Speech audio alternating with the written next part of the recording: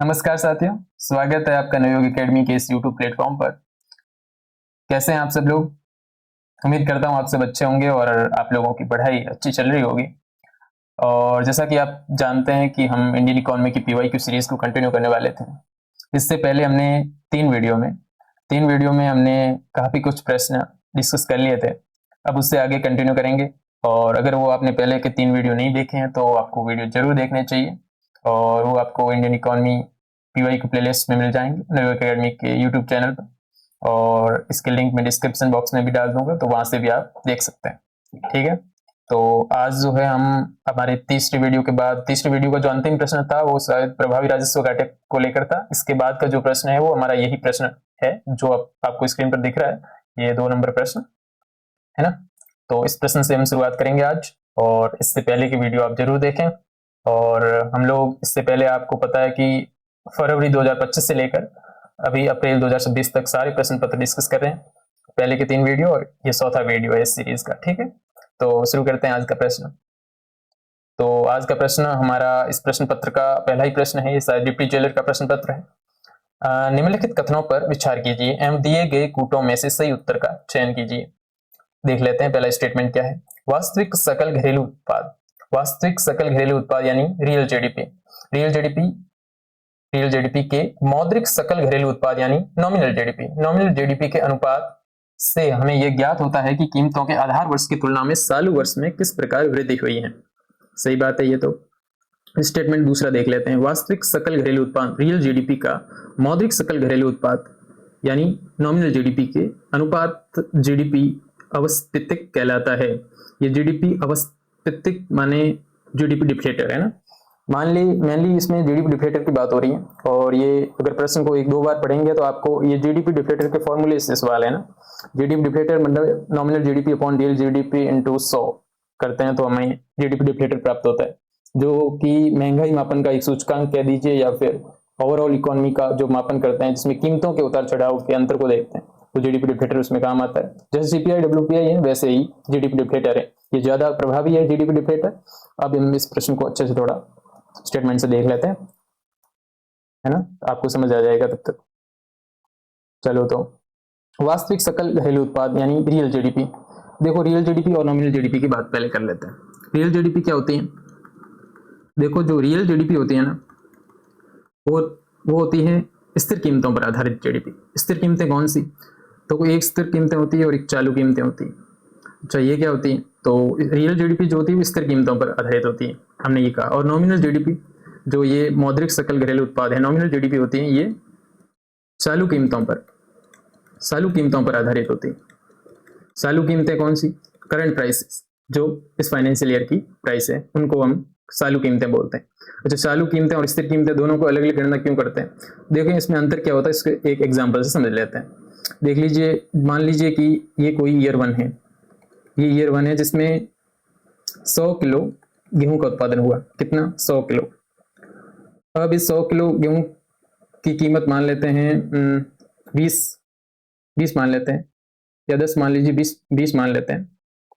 तो 20 इसकी कीमत है, तो 100 अगर इसको पूरा जो हमारी जीडीपी निकल के आएगी वो 2000 निकल के आएगी। ठीक है, तो 100 इंटू 20 की हमने 2000 निकल के आएगी। ठीक है, अब दूसरे ईयर की बात करते हैं। ईयर 1 की बात करी जिसमें एक 100 किलो गेहूं का उत्पादन हुआ, जिसकी कीमत अपने 20 रखी और 2000 हमारा मौद्रिक मूल्य निकल के आया। इसी तरीके से हम ईयर 2 की बात कर लेते हैं। ईयर 2 में हमने क्या किया, ये गेहूं का उत्पादन तो 100 किलो ही हुआ, लेकिन प्राइस बढ़ के 20 से 30 हो गई, तो ये कितने हो गए? 3000। तो ये 2000 से 3000 हो गए। तो इससे क्या जीडीपी बढ़ी क्या दूसरे ईयर में? ईयर 1 से ईयर 2 में आए तो क्या जीडीपी बढ़ी? नहीं, जीडीपी नहीं बढ़ी। ये तो महंगाई के कारण जो है वो ये मूल्य है जो बढ़ गया, न कि उत्पादन के कारण। उत्पादन तो यहाँ भी 100 किलो गेहूं हो रहे थे, यहाँ भी 100 किलो हो रहे हैं, उत्पादन नहीं बढ़ा।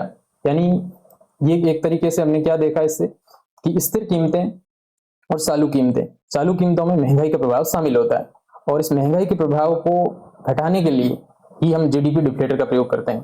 ठीक है, ये आप समझ गए होंगे। और जो स्थिर कीमतें होती हैं उसमें आधार वर्ष एक फिक्स आधार वर्ष होता है, जैसे 11-12 मान लीजिए, या जो भी आधार वर्ष फिक्स होता है उस आधार वर्ष से कीमतों की जो है वो गणना करते हैं। ठीक है, तो इस तरीके से अगर बात करें हम जीडीपी डिफ्लेटर की, आप नॉमिनल जीडीपी और रियल जीडीपी समझ गए होंगे। जो नॉमिनल जीडीपी है वो स्थिर कीमतों पर आधारित होती है, और रियल जीडीपी स्थिर कीमतों पर आधारित होती है, और नॉमिनल जीडीपी वो चालू कीमतों पर आधारित होती है। ठीक, और जीडीपी डिफ्लेटर जो होता है वो नॉमिनल जीडीपी और रियल जीडीपी का अनुपात होता है, जिसे 100 से मल्टीप्लाई कर देते हैं। तो हम मेनली जीडीपी डिफ्लेटर का फॉर्मूला यहाँ लिख लेते हैं। कहाँ लिखें, आपको जहाँ विजिबल हो जाए यहीं लिख लेते हैं। जीडीपी डिफ्लेटर जो होता है, जीडीपी डिफ्लेटर जो होता है nominal GDP upon real GDP into 100।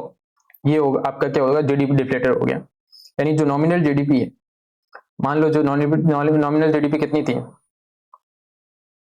3000 अभी हमने देखा, और रियल जीडीपी हमने देखा 2000 थी। अब इनको 100 से कर लो, कितना आ जाएगा।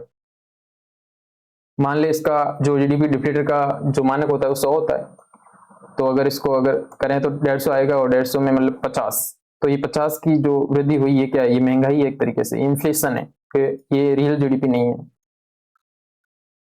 ये महंगाई के कारण जीडीपी में वृद्धि हुई, इससे उत्पादन में वृद्धि नहीं हुई। ये इन्फ्लेशन के कारण जो है वो कीमतें बढ़ती हुई प्रतीत हो रही है ना। तो इसके कारण ये जो स्टेटमेंट है आपका, इसको हम चेक करेंगे इस दृष्टिकोण से।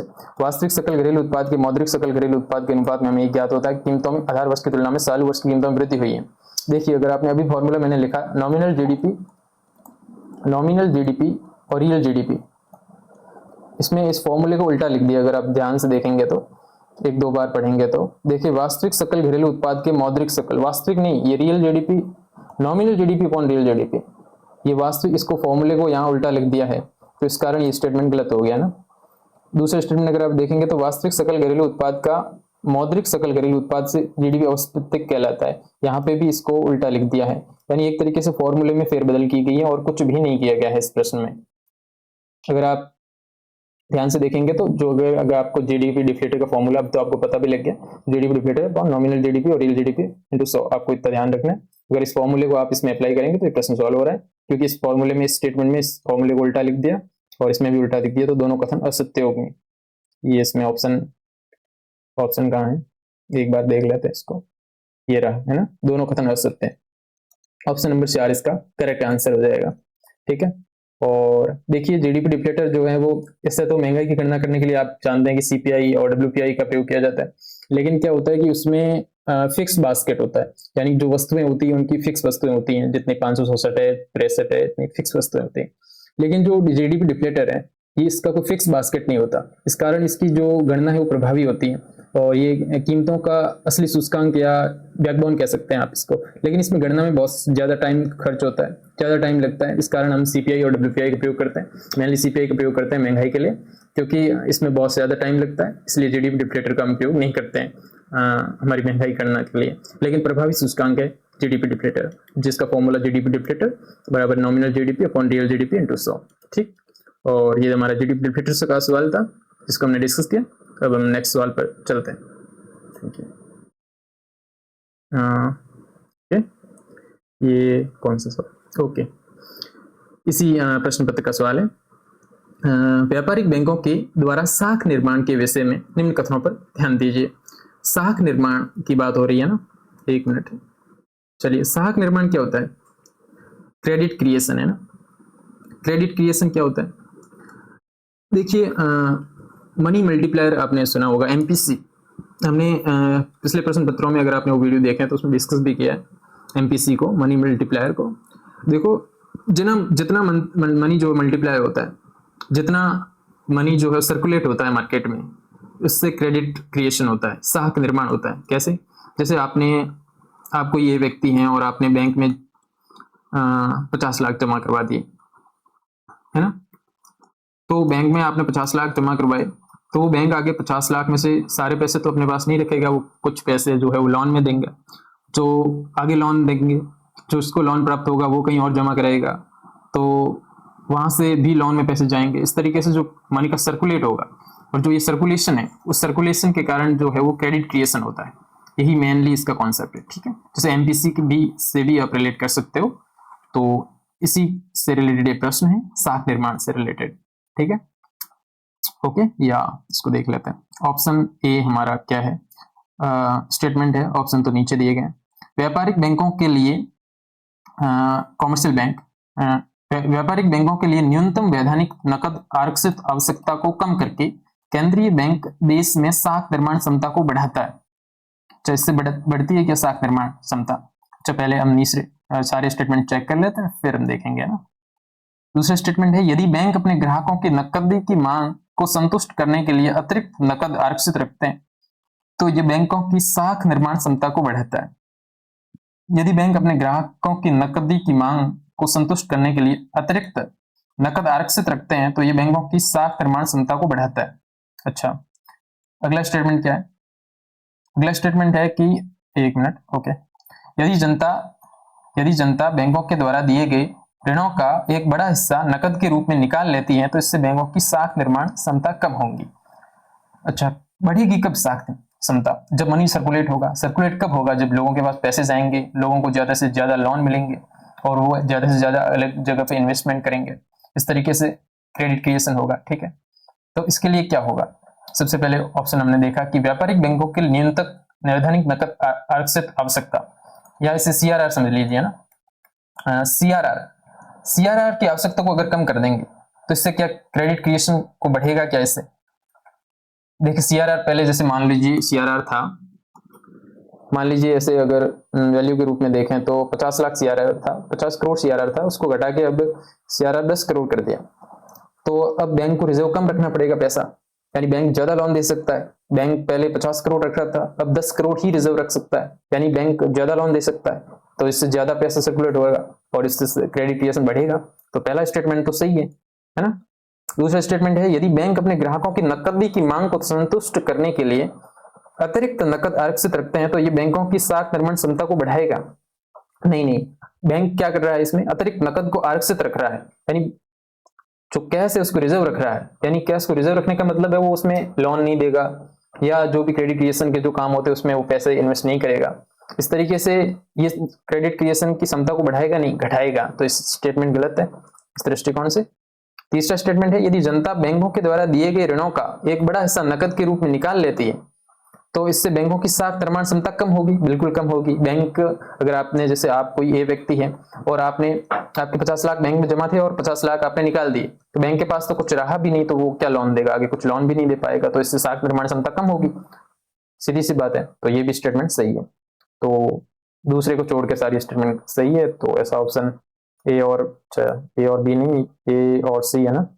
ये कहाँ है? ए और सी, ये ए और सी है ना। 3 नंबर इसका आंसर है जो हो जाएगा। ठीक है, समझ गए आप? है ना। ओके, नेक्स्ट क्वेश्चन हम डिस्कस कर लेते हैं। ओके, चलिए ठीक है। नेक्स्ट क्वेश्चन है वो हमारी क्या है? मांग की कीमत लोच, अच्छा, के विषय में निम्न में से कौन सा कथन सत्य है? मांग की कीमत लोच क्या होती है?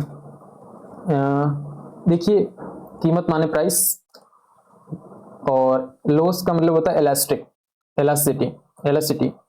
प्राइस की एलास्टिसिटी क्या होती है? डिमांड ऑफ प्राइस एलास्टिसिटी, ऐसे ऐसे लिख सकते हैं इसको। मांग की कीमत लोच के विषय में निम्न में से कौन से कथन सत्य हैं? पहले हम पूरे प्रश्न को पढ़ लेते हैं, फिर आराम से डिस्कस करेंगे। ऑप्शन ए जो है, स्टेटमेंट ए, सीधी रेखा वाले मांग वक्र यानी डिमांड कर्व की बात हो रही कि मध्य बिंदु पर कीमत लॉस 1 के बराबर होगी। दूसरा स्टेटमेंट है, सीधी रेखा वाले मांग वक्र, जो डिमांड कर्व है सीधी रेखा वाले मांग वक्र पर मध्य बिंदु के ऊपर आने वाले किसी भी बिंदु पर कीमत लॉस इकाई से कम होगी। अच्छा, 1 से कम होगी। सीधी रेखा, तीसरा स्टेटमेंट, सीधी रेखा वाले मांग वक्र पर मध्य बिंदु के नीचे आने वाले किसी भी बिंदु पर कीमत लोच इकाई से अधिक होगी। मध्य, ऊपर, नीचे सब मिक्स हो गया ना, कोई बात नहीं, इसको अच्छे से डिस्कस कर लेते हैं अपन, कुछ भी मिक्स नहीं होगा, है ना। 1 मिनट, सही से इसको एडजस्ट कर लेते हैं। ओके, तो इसमें बोल रहा है कि मेनली बात हो रही है एलास्टिसिटी की। एलास्टिसिटी और मांग की कीमत एलास्टिसिटी क्या होती है? देखिए, एलास्टिसिटी का मतलब है कीमत बढ़ना या घटना। मांग, उस पर मांग का क्या प्रभाव पड़ता है, यानी किसी वस्तु की कीमत बढ़ रही है या घट रही है, इसका मांग पर क्या इफेक्ट पड़ेगा? किसी कीमत कम होने से मांग बढ़ रही है या घट रही है, किसी वस्तु की कीमत जो है वो बढ़ने से मांग घट रही है या कम हो रही है। इस व्यवहार का अध्ययन करने के लिए इस डिमांड कर्व का अध्ययन करते हैं अपन। और ये डिमांड कर्व, इसमें सीधी रेखा की बात हो रही है, सीधी रेखा सीधी रेखा, तो अपन सीधी रेखा बना लेते हैं पहले तो, है ना। एक मिनट, ये हमारा लाइन सीधी भी नहीं जा रही, ये देखिए, ये अपन सीधी रेखा बना ली, अपन ने एक डिमांड कर्व बना लिया, है ना। अब इस क्वेश्चन के स्टेटमेंट से ही क्वेश्चन को सॉल्व कर लेते हैं। अब यहाँ पूछा है कि मांग की कीमत लोच यानी एलास्टिसिटी और डिमांड और प्राइस, यानी एलास्टिसिटी का मतलब है कि मांग में कितना परिवर्तन, कीमत में कितना परिवर्तन हुआ जिसके कारण मांग पर क्या प्रभाव पड़ा, यानी कीमत किसी वस्तु की बढ़ी या घटी, उसका मांग पर क्या प्रभाव पड़ा, मांग एकदम से घट गई या मांग एकदम से बढ़ गई या मांग स्थिर रही, इसी को स्टेटमेंट में समझाया गया है। सीधी रेखा वाले मांग वक्र के मध्य बिंदु पर, यानी यहाँ मध्य बिंदु पर कीमत लॉस 1 के बराबर होगी, यानी जो एलास्टिसिटी डिमांड है वो 1 के बराबर होगी, एलास्टिसिटी डिमांड 1 के बराबर होगी। अच्छा, एक बार इसको अपन फॉर्मूले को लिख लेते हैं। फॉर्मूला क्या है, ये ऊपर 3 चीजें बात कर रहा है, ऊपर, मध्य और नीचे, है ना। ऊपर जो है वो एलास्टिसिटी डिमांड जो होती है वो, इसको कहाँ लिखें जहां आपसे विजिबल हो, ऊपर की बात हम कर लेते हैं, यहाँ लिख लेते हैं इसको, यहाँ आपको विजिबल नहीं होगा, होगा क्या, एक मिनट, इसको मिटा लेते हैं ना। ये ऊपर, मध्य और नीचे। ऊपर जो है वो एलास्टिसिटी डिमांड जो होती है वो ज्यादा होती है 1 से, और मध्य में एलास्टिसिटी डिमांड जो होती है वो 1 के बराबर होती है, और नीचे एलास्टिसिटी डिमांड जो होती है वो 1 से कम होती है। कैसे, मतलब मान लीजिए, ये वक्र कहाँ बनाए, यहाँ बना लेते हैं।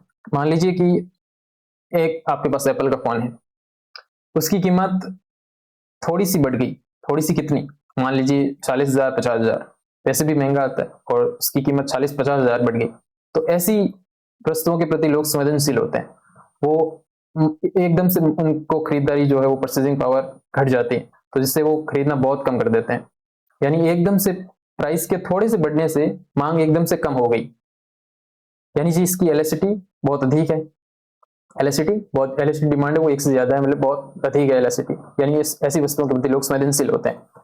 ऐसी वस्तुओं को हम यहाँ ऊपर रखते हैं, यानी जिसकी एलास्टिसिटी डिमांड ज्यादा होती है, जैसे अपन ने एप्पल के फोन की बात कर ली। फिर अपन मध्य बिंदु पर आते हैं, जिसमें ये पहला स्टेटमेंट दे रखा है, मध्य बिंदु पर, ये ऊपर पर एलास्टिसिटी डिमांड जो है वो अधिक होती है, अधिक संवेदनशील होती है, मध्य में इससे कोई फर्क नहीं पड़ता, यानी कि मान लीजिए कि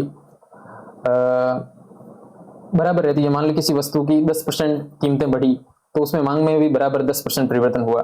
ऐसी कुछ वस्तुएं होती हैं मार्केट में जिसमें कुछ परसेंटेज कीमतें बढ़ने से, उसके महंगाई बढ़ने से उस पर मांग पर ज्यादा प्रभाव नहीं पड़ता, उसके अनुपात में उतनी ही मांग कम या ज्यादा हो सकती है, तो उसको अपन मध्य बिंदु पर रखते हैं।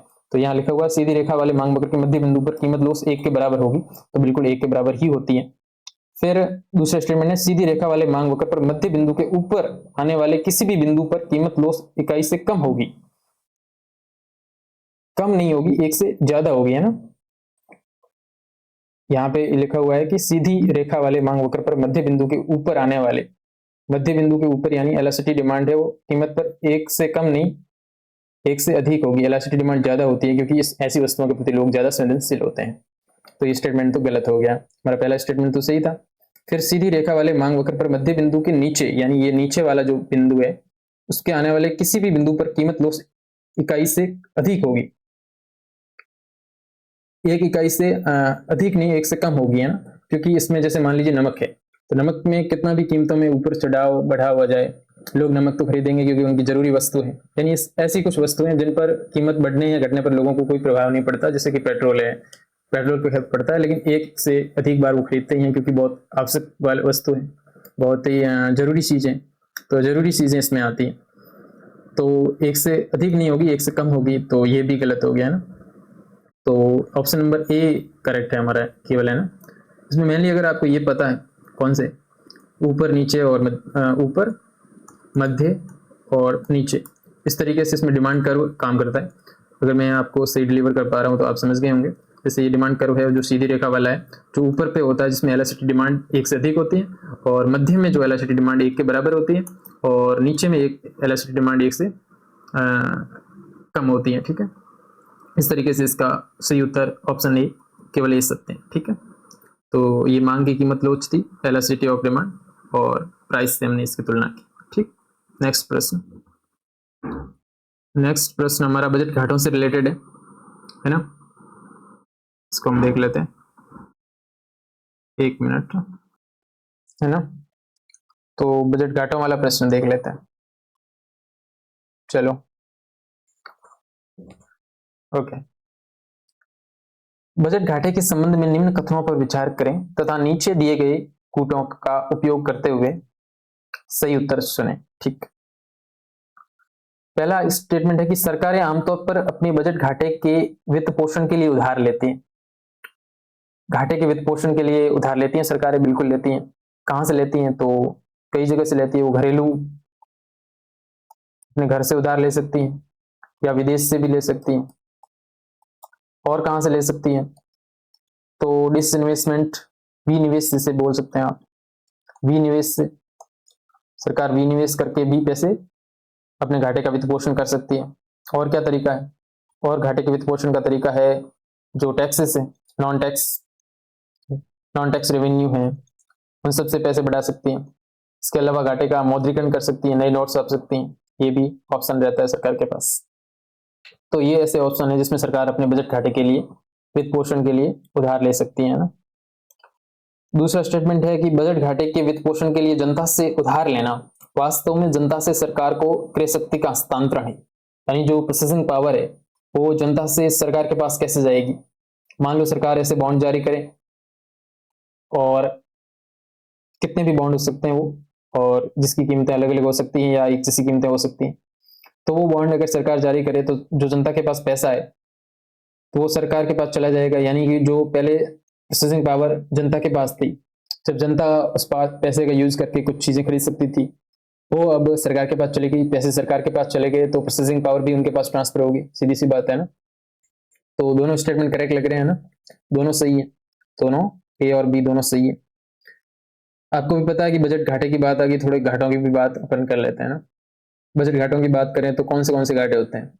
एक तो होता है राजस्व घाटा, जो राजस्व आय और व्यय के अंतर को राजस्व घाटा कहते हैं अपन।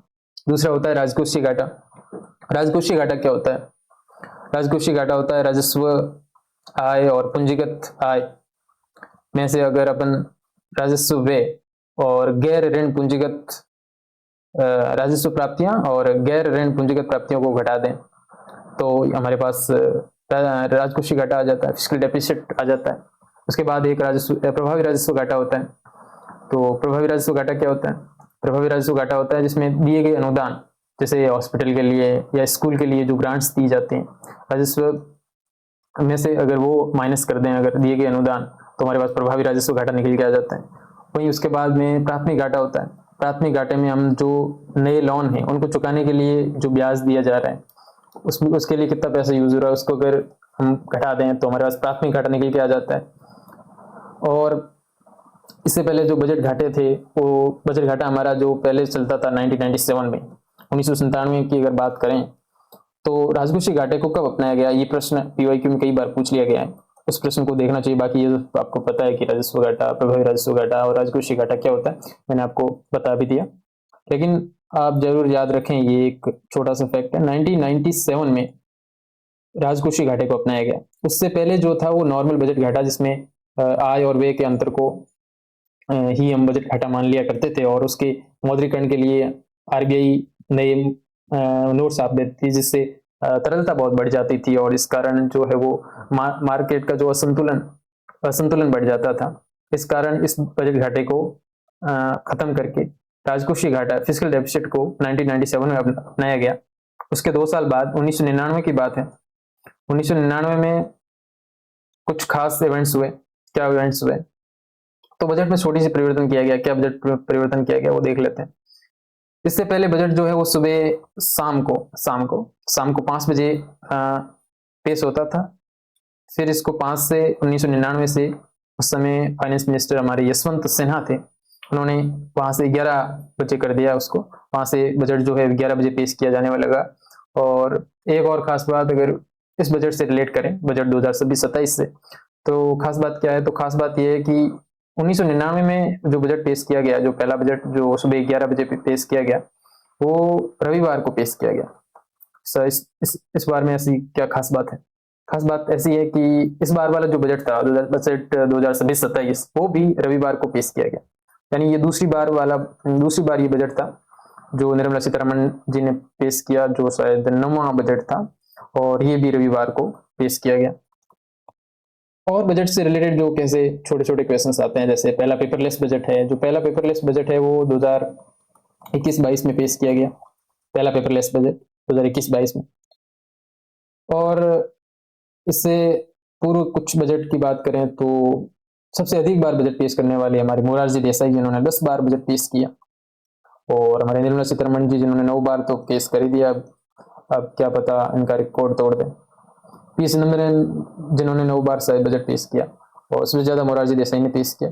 और इससे पहले हमने देखा कि 1999 में जो है वो यशवंत सिन्हा जिन्होंने सुबह 11 बजे रविवार को बजट पेश किया, और दूसरी बार 2026-27 में रविवार को बजट पेश हुआ। और इससे पहले 1997 में मैंने बात की कि 1997 से राजकोषीय घाटे को मुख्य बजट घाटा मान लिया गया। उससे पहले जो नॉर्मल बजट घाटा था उसको मुख्य बजट घाटा मानते थे। 1997 में ऐसा एलपीजी जो रिफॉर्म्स हुए उससे पहले, उस रिफॉर्म्स और सुखमय चक्रवर्ती की समिति की सिफारिश पर ये सुखमय चक्रवर्ती साहब जो थे, उन्होंने बताया कि राजकोषीय घाटे जो फिस्कल डेफिसिट है उसके जो फॉर्मूला है उसको अडॉप्ट किया जाए इंडियन इकोनॉमी के जो एलपीजी रिफॉर्म हुए हैं उसके लिए जरूरी है, और मार्केट के बैलेंस के लिए ये बहुत आवश्यक है। तो उसके बाद में 1997 से बजट का मुख्य घाटा राजकोषीय घाटा है। ठीक है, तो ये कुछ घाटों के बारे में बातचीत थी, नॉर्मल बातचीत, ताकि आप सब पढ़ते होंगे, है ना। और इसका आंसर ये, अच्छा इसका आंसर हमने डिस्कस कर लिया था कि कौन सा आंसर था, दोनों सही है ना। ठीक है ना, आगे बढ़ते हैं। अगला प्रश्न हमारा open network for digital commerce, ONDC. Open network digital commerce एक बार विजिबल हो रहा है आपको? ओके, तो इस बारे में हम ओपन शायद ये पहले ही सवाल है या इससे पहले डिस्कस कर चुके हैं क्या? पता नहीं, चलो कोई नहीं।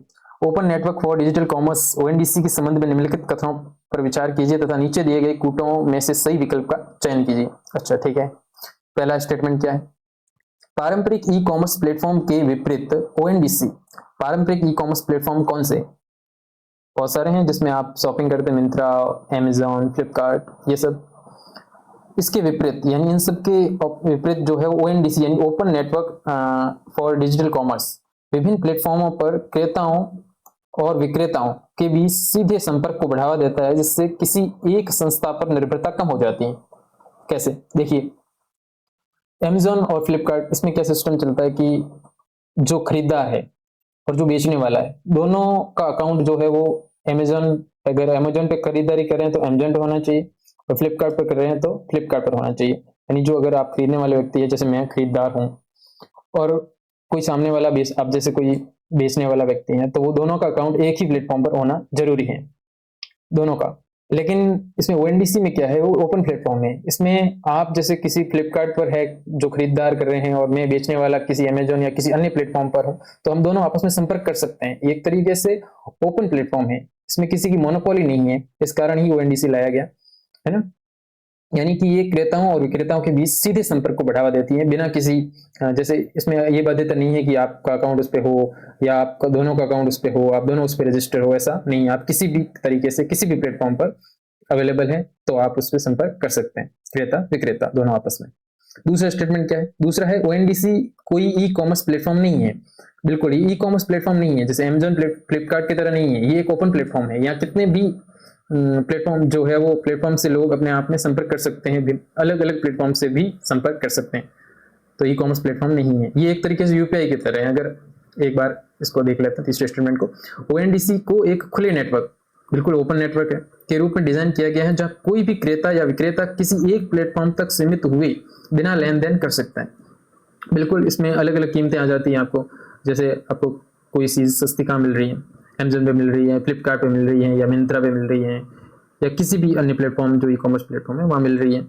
तो ये क्या करता है, एक तरीके से ये भी आसान करता है, इजी एक्सेस देता है। इसके साथ ही ये एक प्लेटफॉर्म पर निर्भरता को खत्म करता है, यानी किसी अमेजोन या फ्लिपकार्ट की पर निर्भरता और उनकी मोनोपोली को कम करता है, और एक तरीके से सबको holistic economic open network provide करता है। ठीक, और अगर इसके बाद एक चौथा स्टेटमेंट और जोड़ देता हूँ मैंने आपके लिए, क्या पता आरपीएससी अगला स्टेटमेंट वो ओएनडीसी के बारे में ये पूछ ले। कौन सा? ये जो मैं स्क्वाड कर देता हूँ, क्या करें ऐड इसका, ONDC, ONDC open network digital commerce, ONDC UPI, UPI की तरह कार्य करता है, यूपीआई की तरह कार्य करता है। अब क्या ये सही है? क्या यूपीआई की तरह कार्य करता है कि नहीं करता है, आप बताइए। एक बार इसको विजिबल कर देते हैं आपको। ठीक, ओएनडीसी मैंने लिखा चौथा स्टेटमेंट, ये चौथा स्टेटमेंट मैंने लिखा कि ओएनडीसी यूपीआई की तरह काम करता है, क्या कार्य करता है, यूपीआई की तरह कार्य करता है क्या? यूपीआई क्या करता है? मान लो आपके पास एक यूपीआई आईडी है, आपके पास फोन पे है या गूगल पे है या पेटीएम है, जो भी है, आप पेमेंट करते हैं, आप चला जाता है, सामने वाले के पेटीएम हो, आप पेटीएम से करें ऐसा जरूरी थोड़ी है, आपके पास यूपीआई आईडी, आप किसी भी प्लेटफॉर्म पर पेमेंट कर सकते हैं। तो ये क्या है, एक तरीके से ये भी एक तरीके से ओपन प्लेटफॉर्म है। ये सबको क्या करता है, एक जो कि एक प्लेटफॉर्म उपलब्ध करवाता है, जिससे आपकी किसी आप जरूरी नहीं कि आपके पास सारे हो, अमेजोन, पेटीएम, फोन पे, एक ही हो, कोई एक ही हो तो आप काम कर सकते हैं यूपीआई आईडी के माध्यम से। तो ओपन नेटवर्क है ये भी एक तरीके से, तो यूपीआई भी ओएनडीसी तक काम करता है, ये बात सही है ना। तो इसका आंसर क्या हो जाएगा, तो ये सारी चीजें जो हमने पढ़ी वो सारी सही है। तो ऑप्शन नंबर सारे 1, 2 और 3 सभी सही है। और अगर 4 हमने जो स्टेटमेंट जोड़ा अगर वो इसमें इंक्लूड होता तो वो भी सही होता है ना, क्योंकि वो भी सही था। ठीक है, था कि नहीं था? चलो ठीक, नेक्स्ट क्वेश्चन। हमारा जो अगला प्रश्न है वो क्या है, देख लेते हैं। निम्न कथनों को पढ़िए और कथनों के नीचे, ये 23 नंबर, निम्न कथनों को पढ़िए और कथनों के नीचे दिए गए कूटों का उपयोग करके सही उत्तर चुनिए, है ना। 1 मिनट, चलो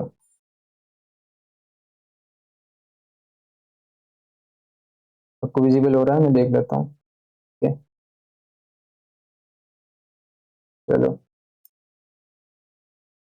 तो हाँ, पहला स्टेटमेंट क्या है देख लेते हैं। बेरोजगारी की उच्च दरों वाली अवधियां सामान्यतः मंदी की अवधियों से संबंधित होती हैं। बेरोजगारी की उच्च दरों वाली अवधियां सामान्यतः मंदी की अवधियों से संबंधित होती हैं। देखो रिसेशन में क्या होता है, जब मंदी होती है तो जो कोई फैक्ट्री या कंपनी है वो अपने जो नौकर करने वाले जो लोग हैं और मजदूर हैं उनको, उनके पास जब रिसेशन है, उनका जो फूड गुड्स है जो बिक नहीं रहा है, सेल नहीं हो रहा है, उनके पास पूंजी की कमी हो रही है, तो उनको नौकरी से निकाल देती है बेरोजगारी में।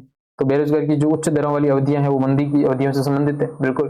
जब भाई मंदी है मार्केट में तो बेरोजगारी की दर बढ़ेगी, क्योंकि जो कंपनीज है वो उनके पास सरप्लस प्रोडक्शन है, लेकिन उनको सेल करने के लिए मार्केट में रिसेशन का दौर चल रहा है। इस कारण क्या होगा, वो नौकरी इससे निकालेगी उनको, और इससे मंदी जो है वो बेरोजगार की दर बढ़ेगी, इससे लोग बेरोजगार होंगे और ज्यादा कॉकरोच जो है वो मार्केट में आएंगे, है ना। तो ये तो सही है। क्या कारण है?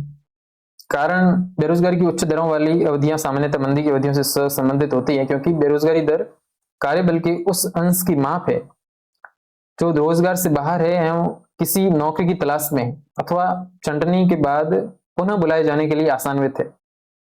बिल्कुल यही बेरोजगारी दर होती है। जो बेरोजगारी दर क्या होती है, जो वर्कफोर्स है, कार्यबल के उस अंश की माप है जो रोजगार से बाहर है और किसी नौकरी की तलाश में है, यानी रोजगार के लिए किसी रोजगार को ढूंढ रहे हैं और उनकी छटनी के बाद उनको पुनः बनाने के लिए आसान्वित है, बिल्कुल। तो ये तो बेरोजगारी दर की परिभाषा है ना। कारण कारण तो ये होता है ना कि बेरोजगारी दर क्यों बढ़ रही है, मंदी के कारण कैसे बढ़ती है, कारण नहीं लिखा है इन्होंने तो बेरोजगारी दर की परिभाषा लिख दी। तो ये एक ही स्टेटमेंट सही हो जाएगा ना। ये ए आर सही बात है, वैसे बेरोजगारी दर की परिभाषा इन्होंने सही लिखी, तो ए आर दोनों सत्य है, आर ए की सही व्याख्या नहीं है, सही व्याख्या नहीं है ना, ये सही व्याख्या नहीं है, तो ऑप्शन नंबर 2 इसका करेक्ट आंसर हो जाएगा ना। यानी बेरोजगारी की जो उच्च दरों वाली अवधियां हैं सामान्य मंदी की अवधियों से संबंधित होती है। यानी इसमें कारण में ये बताते हैं कि बेरोजगारी की दर मंदी के कारण कैसे बढ़ती है, क्यों बढ़ रही है, उसका कारण नहीं लिखकर बेरोजगारी दर की परिभाषा लिख दी, इसके कारण इसका स्टेटमेंट जो है वो कारण गलत हो गया, बाकी दोनों स्टेटमेंट सही है। ठीक, नेक्स्ट। नेक्स्ट प्रश्न हमारा जो सूची सूची को मिलान करना है, कर लेते हैं सूची को मिलान। सूची को मिलान करने से पहले देख लेते हैं कि सब कुछ सही चल रहा है। ओके, ठीक है, चलो सूची 1 को सूची 2 से मिलान करेंगे। ये क्या दे रखा है, ये सब नेशनल इनकम से रिलेटेड कुछ चीजें। जब नेशनल इनकम पढ़ते हैं, देखो मैं कुछ टॉपिक बता देता हूँ। अगर आप एसआई और आरएसपी के लिए पढ़ रहे हैं और आप रिवीजन करते समय कौन कौन से टॉपिक को ज़्यादा प्रायोरिटी दे सकते हैं, उनको प्राथमिकता में रखकर आप उनका रिवीजन ज़्यादा से ज़्यादा कर सकते हैं। उससे आपको बहुत बेनिफिट मिलेगा, ऐसा मेरा मानना है, और मिलेगा ही आपको, है ना। तो ऐसे कौन से टॉपिक है उसके बारे में, जैसे ऐसे पीवाईक्यू, जैसे मैं काफ़ी 2 से 3 साल से 2-3 साल के पीवाईक्यू ऑब्जर्वेशन से पता लगा, आपको भी लगा होगा, जिसमें एक तो आप नेशनल इनकम का टॉपिक जो है वो नेशनल इनकम, और दूसरा बजट का टॉपिक है। ये 2 टॉपिक से तो सवाल आने फिक्स है ना। तो नेशनल इनकम और बजट वाले टॉपिक आप इसको रेगुलर टच में रहे, पीवाईक्यू करते रहे इनके, और इनको पीवाईक्यू से पढ़ना चाहिए। जो लंबे समय से पढ़ रहे हैं उनको मैं सलाह दूंगा कि आप पीवाईक्यू से ही पढ़ें इन चीज़ों को। ऐसे ही क्या बोरियत महसूस होने लग जाती है, और एक तरीके से उदासीनता का भाव आता है जब भी नेशनल इनकम का टॉपिक खोल लेते हैं या फिर बजट का टॉपिक खोल लेते हैं। तो आप इनकी पीवाईक्यू पीडीएफ ओपन कर लीजिए, जैसे भी जो सवाल आया उससे जो टॉपिक रिलेट हुआ उसको अपने नोट्स या जो भी आपके पास बुक्स या फिर किसी भी मार्केट में जो भी बहुत सारी कोचिंग्स उपलब्ध है, तो उनके जो भी नोट्स है, अच्छे नोट्स है, उन नोट्स को पढ़ें। आप उस टॉपिक को पीवाईक्यू से को पढ़कर उनको पढ़ेंगे तो आपको वो कॉन्सेप्ट अच्छे से याद भी होगा और आपको फैक्ट्स सारे भी लंबे समय तक याद रहेंगे। ऐसे ही आप बस पन्ने पलटते हुए आगे बढ़ेंगे और इसका कोई आउटपुट नहीं निकलेगा। तो आउटपुट तभी निकलेगा जब थोड़ा सा आप कुछ अलग से एफर्ट्स मारेंगे। एफर्ट्स के लिए आप यही करें कि पीवाईक्यू साथ में लेके बढ़ें और पीवाईक्यू के आधार पर ही रिवीजन करें, बाकी तो आपकी इच्छा है ना। तो हमारा प्रश्न हम डिस्कस कर लेते हैं। सबसे पहले अपन आधार कीमतों पर, ये बहुत सारे प्रश्न ऐसे पिछले अगर आप वीडियो देखेंगे तो हमने काफी प्रश्न डिस्कस किए थे नेशनल इनकम से रिलेटेड, और उससे अलग अलग, जैसे ये जो अपन अभी प्रश्न डिस्कस करने वाले इसके आधार पर भी देख लेते हैं।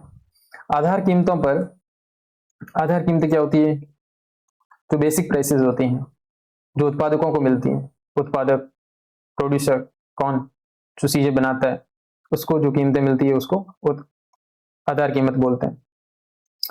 आधार कीमतों पर सकल मूल्य संवर्धन, देखो एक तो होता है जीडीपी होती है ना, एक तो जीडीपी होती है और एक होता है जीवीए। दोनों में क्या डिफरेंस है, जीडीपी और जीवीए में क्या अंतर होता है ना, बताइए। जीडीपी और जीवीए में मूलभूत अंतर क्या है। देखिए जीडीपी जो होती है वो देश की समग्र समग्र जीडीपी यानी समग्र मौद्रिक मूल्य होता है, देश की इकोनॉमी का समग्र मौद्रिक मूल्य। लेकिन जीवीए जो होता है वो सेक्टर वाइज समग्र मौद्रिक मूल्य होता है। समग्र और सेक्टर वाइज कैसे, मान लो इंडस्ट्री का जो ग्रॉस वैल्यू एडिशन है जीवीए अलग हो सकता है, वहीं जो इंडस्ट्रियल सेक्टर है उसका जीवीए अलग हो सकता है, सर्विस सेक्टर का जीवीए अलग हो सकता है। तो मेरे कहने का मतलब है कि जीडीपी और जीवीए में मूलभूत अंतर है कि ये जीवीए जो होता है वो सेक्टर वाइज होता है और जीडीपी ओवरऑल जिसकी इकोनॉमी का मौद्रिक मूल्य होता है।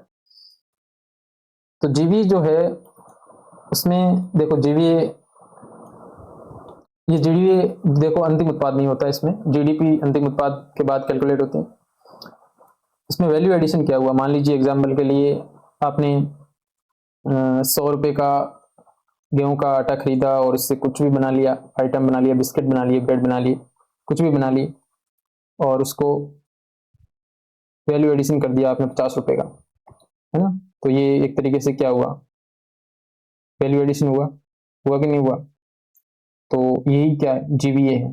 ये क्या है, जीवीए, यानी कि आप किसी आधारभूत वस्तु में वैल्यू एडिशन कितना किया, उसी को हम सकल मूल्य संवर्धन बोलते हैं। अब इसको फॉर्मूले से कनेक्ट करना है, इसको फॉर्मूले से कनेक्ट करने से पहले हम सारे ऑप्शंस को देख लेते हैं। दूसरा ऑप्शन है स्थिर कीमतों पर सकल मूल्य। देखो एक तो आधार कीमतों पर होता है, एक स्थिर कीमतों पर होता है, कौन है ना, कांस्टेंट प्राइस पर, जिसमें महंगाई शामिल नहीं होती। करंट प्राइसेस में जिसमें महंगाई इंक्लूड होती है, जैसे हमने वहां सबसे ऊपर भी जीडीपी डिफ्लेटर में बात करी थी, है ना। तो स्थिर कीमतों पर महंगाई शामिल नहीं होती और करंट प्राइस होती है, उसमें महंगाई शामिल होती है। स्थिर कीमतों पर जीवीए। और तीसरा हमने साधन लागत पर, factor cost per. Factor cost per GVA कैसे होता है? जैसे जैसे आपने ब्रेड बना रहे हो आप, तो ब्रेड को वैल्यू एडिशन करने के लिए, ब्रेड को बनाने के लिए आपके पास जमीन भी होनी चाहिए। फैक्ट्री लगाओगे तो जमीन होनी चाहिए, तो जो जमीन आप रेंट पे ले रहे हो उसका आपको रेंट देना पड़ेगा। और फिर आपको इस फैक्ट्री को चलाने के लिए आप बाहर से लोन भी लेते हो, तो लोन चुकाने के लिए, लोन पर ब्याज भी लगता है, तो ब्याज चुकाने के लिए, तो ये सारी फैक्टर कॉस्ट होती है, जो मजदूरी है, ब्याज है, रेंट है। फिर एंटरप्रेन्योरशिप, जो आप पैसे लगा रहे हो, आपको प्रॉफिट की इच्छा भी रहती है, आपका लाभ, तो ये भी क्या आता है, ये भी फैक्टर कॉस्ट में आता है। ये सारी फैक्टर कॉस्ट होती है। उस पर जीवीए कैलकुलेट कैसे करते हैं, उसका फॉर्मूला देखेंगे, मिलान करेंगे। फिर मार्केट प्राइस पर, मार्केट प्राइस पर सकल मूल्य संवर्धन। देखो, साधन लागत पर तो फैक्टर कॉस्ट पर टैक्स जो है वो नहीं लगता है ना, factor cost per tax minus होता है। टैक्स कौन देता है? हम लोग देते हैं, जो अंतिम उपभोक्ता है। यानी अंतिम उपभोक्ता कहाँ पर? जो बाजार में वस्तु तैयार होकर बाजार में आती है, वो मार्केट प्राइस पर बिकती है, यानी बाजार कीमतों पर जो जीवीए होता है, बाजार कीमतों पर टैक्स लगता है।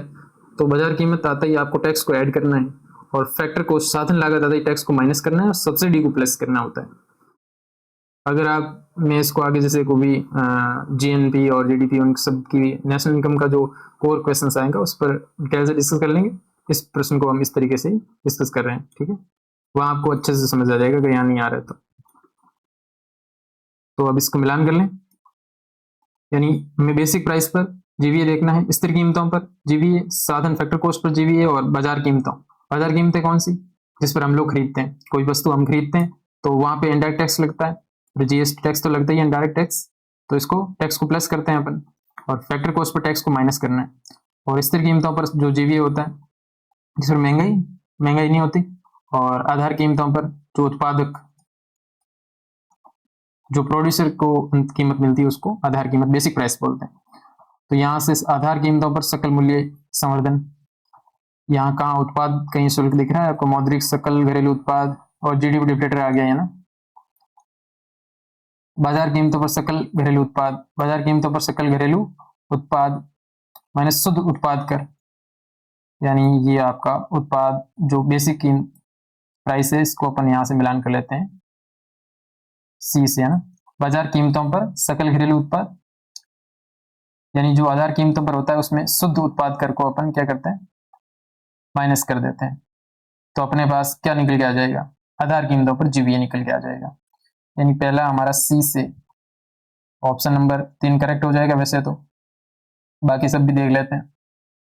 स्थिर कीमतों पर सकल मूल्य संवर्धन, स्थिर कीमतों पर सकल मूल्य संवर्धन। एक मिनट, शायद ये डिस्चार्ज हो गया है, एक बार इसको फिक्स कर लेते हैं, है ना। चलो ठीक है, तो हमने बेसिक प्राइस पर जीवीए देख लिया ना, बेसिक प्राइस पर देख लिया। अब अपन देख लेते हैं स्थिर कीमतों पर। स्थिर कीमतों पर क्या होता है? स्थिर कीमतों पर जो है, अपन ने जीडीपी रिलेटेड में देखा कि सबसे पहले ही प्रश्न में हम देखा था आज की इस वीडियो में कि जीडीपी डिप्लेटर में अपन क्या कर रहे थे, स्थिर कीमतों पर जो है वो महंगाई शामिल नहीं होती है ना, और इसी को अंतर को दूर करने के लिए जीडीपी डिप्लेटर का प्रयोग करते हैं अपन। तो जीडीपी डिप्लेटर इसमें जहां दिख रहा है उसमें उसको मिलान कर लेते हैं अपन। मौद्रिक, ये बड़ा मौद्रिक जो सकल घरेलू उत्पाद है, नॉमिनल जीडीपी, मौद्रिक सकल घरेलू उत्पाद और जीडीपी डिप्लेटर, ये इसका जो भाग है वो स्थिर कीमतों पर जीवीए का फॉर्मूला है ना। उसके बाद में तीसरा ऑप्शन जो है वो, एक मिनट, ओके, चलो तीसरा ऑप्शन जो है वो factor cost per GVA, GVA के बारे में। साधन लागत पर सकल मूल्य संवर्धन, साधन लागत पर सकल मूल्य संवर्धन, इसमें क्या मैंने बताया कि क्या माइनस करना बताया था साधन लागत पर। फैक्टर कॉस्ट पर अपन क्या करते हैं, इनडायरेक्ट टैक्सेस को माइनस करते हैं। टैक्स जुड़ता कब है? जब हम कोई चीज खरीदते हैं तो टैक्स कौन देता है? अंतिम उपभोक्ता।